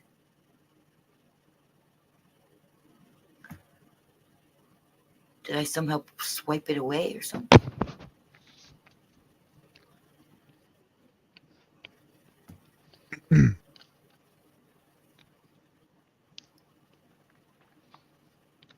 Okay, what does that look like? What do you see right now on the screen? Just us. Okay, so you don't. Okay, because all I have is the background, so I can fuck with the background and not affect the view for everybody else. By the looks of it, yeah. Okay. Well, the background's blue and black. That's my background. It's a new one and it moves. Yeah. If at some point you get to the expiry spent stage, Cat, I can probably Wrights is expecting me to text him sometime early afternoon, which it's almost starting to be that, and schedule a time for us to start. So okay. I can probably arrange at any time. If you want to shift off to the point where you doze, I can probably arrange that at any point, but that's up to you. What time is Wrights going live? That's after I got to text him soon and make a decision on that. Probably in not too long. Well, Leona's supposed to come and see me, so maybe that's when I'll get off. And she said she's only got a respite till 3:30. I don't know if she's still walking or not. Let me phone her, see when she expects to be here. And then I'll just turn off here. And you guys go over to Rights for Vets. And then I can always come over there and meet you guys there. Sure. Hi, baby. Yeah.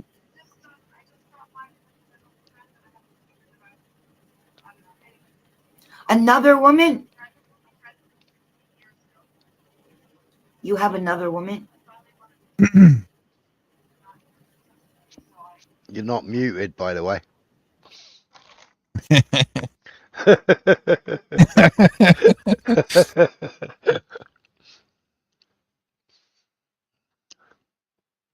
I'm just going to text Wrights now and see. Oh, my mind, Cats.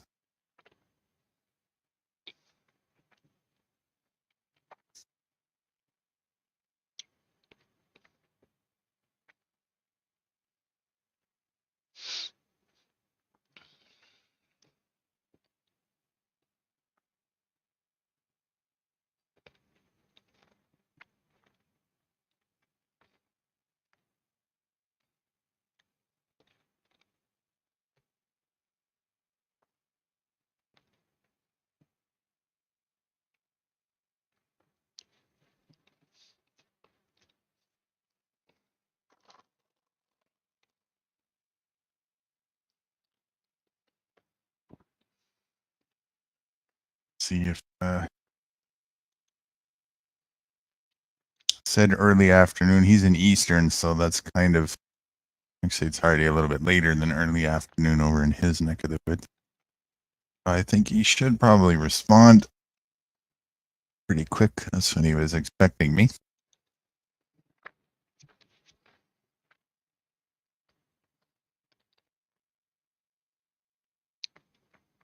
Yeah, I had his notification for his test video an hour ago.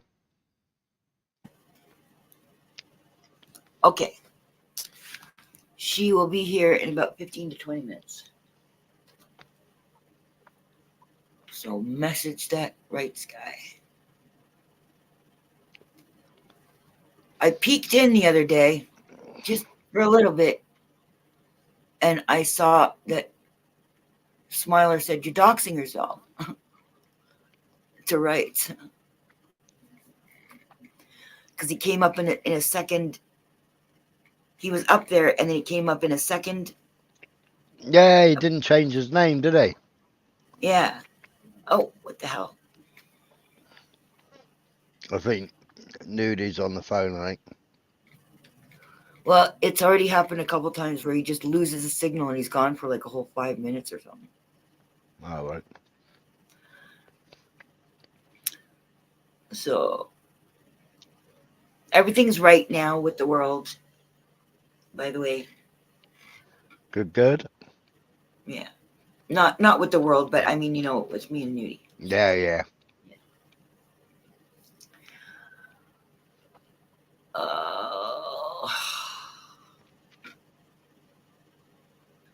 I got the fart so bad, now I got to get in her car.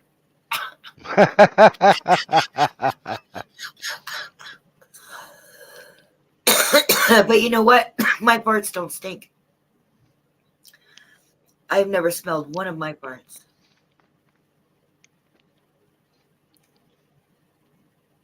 My whole life. Not one. Cabbage and Brussels sprouts.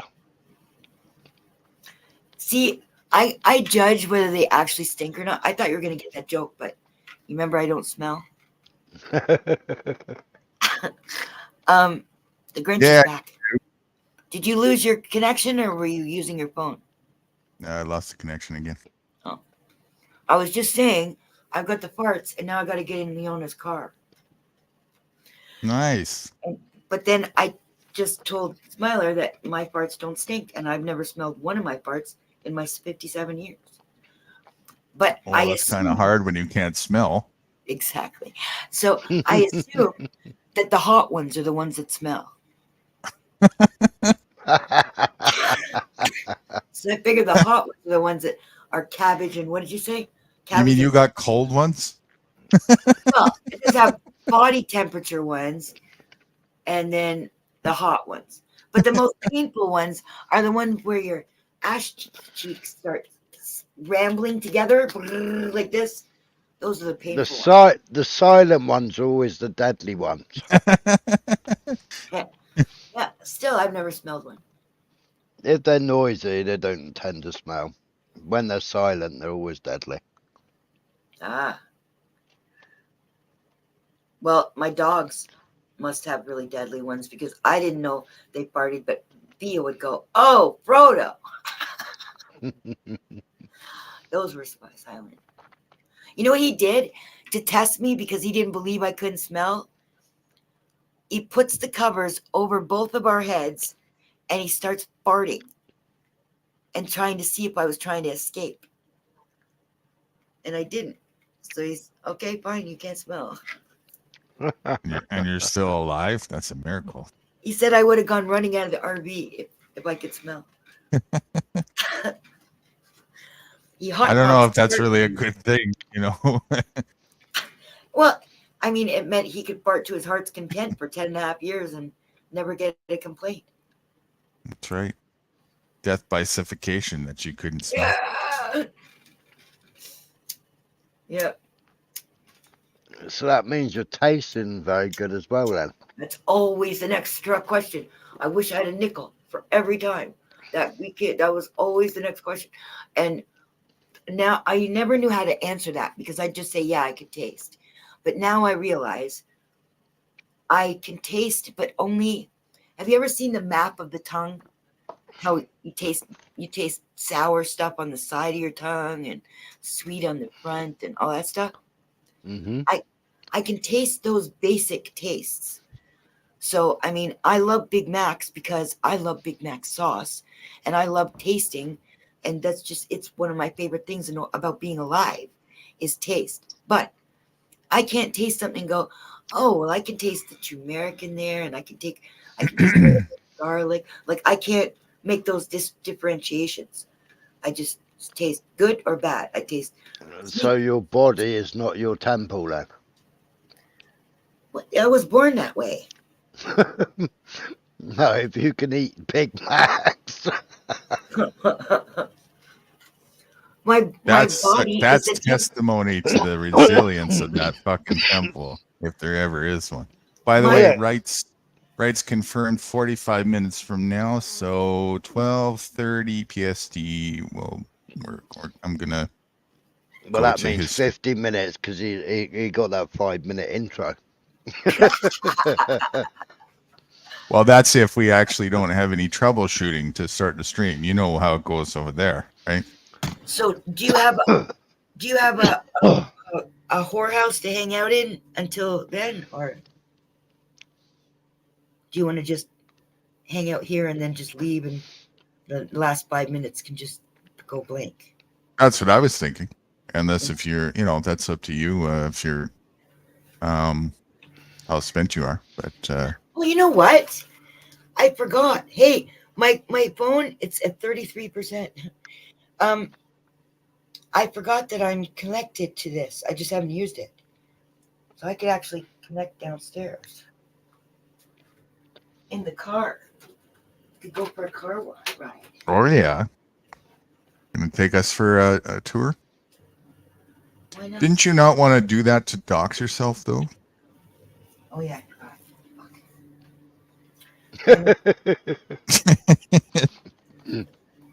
This is so stupid. You know something? I almost doxed myself because my ego wanted to say there was something in the news, and it's kind of you and I wanted to say that's in my town, but I can't. If I do that, I'll be doxing myself. But the whole world knows about my town. Well, they know about your town, just not your address. You could actually just, go some blocks away before you start streaming, and then, nobody knows where you're. Yeah, but then I can. Yeah, but then they'll be able to figure out what town I'm in. They already know. You've already announced that. You said. No, I haven't. Oh, you haven't announced the town? I thought you did. Yeah, you well, have. Wait a second. How would they know that? How would they know the town just by Because there are people who will, and I've seen it happen because Jason was going to look up businesses that he saw in my background. Yeah, that could be a way. But I already figured that out. I know because there's so many one of a kind stores here. Or a street sign. Well, see, a lot of streets are like doubles and triples, right? Like you get them all everywhere, right? But the businesses would be easy to look up. And I don't know. But I want to say it so bad because it's fucking hilarious, this story. It's fucking hilarious. So did you already confirm to go? Is that why you're asking?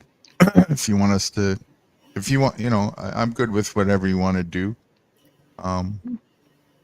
If you need to go and at any time, I can always have a break between streams as well. But I'm good to continue until that as well. It's totally your call. Have a little farting before you get back on. Have a little what? Farting session. You could always have a backstage party. Right. True. Could always have a blowy or two, Yeah. You guys can. I don't have a partner. Well, mine's in France, so I'd have to improvise, Yeah, but you're allowed to fuck around, so you could pick anyone. Mine's at work. That improvisation can work for. What were you saying, Smiler? Mine's at work. Oh, yeah? Mm-hmm. Well, that's good. Send her out to work, make some money. I wish I could say that. No, I'm just kidding. Why does that work? Oh, she's a nurse. She's a nurse. Oh yeah. Mm. She works for the allopathic system. Yeah. Yeah, allopathic nurse. Terrible, terrible, terrible. She doesn't do social media though. Okay, she just wrote not car now. I don't even have my coat on. Oh, She she's don't coming do- to pick you up now. Yeah, she's the one with the car. I'm the one with the parts. And so what are you going to do then? Are you going to continue running the stream, or are you ending it as you go out? I don't know. I guess we'll just close down. There's only 3 people and nobody's writing anything. So thank you for being here. 3 people recording whatever pervs. you're doing. Bunch of pervs. I'll be back soon or later. Sooner or later. Au revoir. Take care. Stop beating each other's souls up.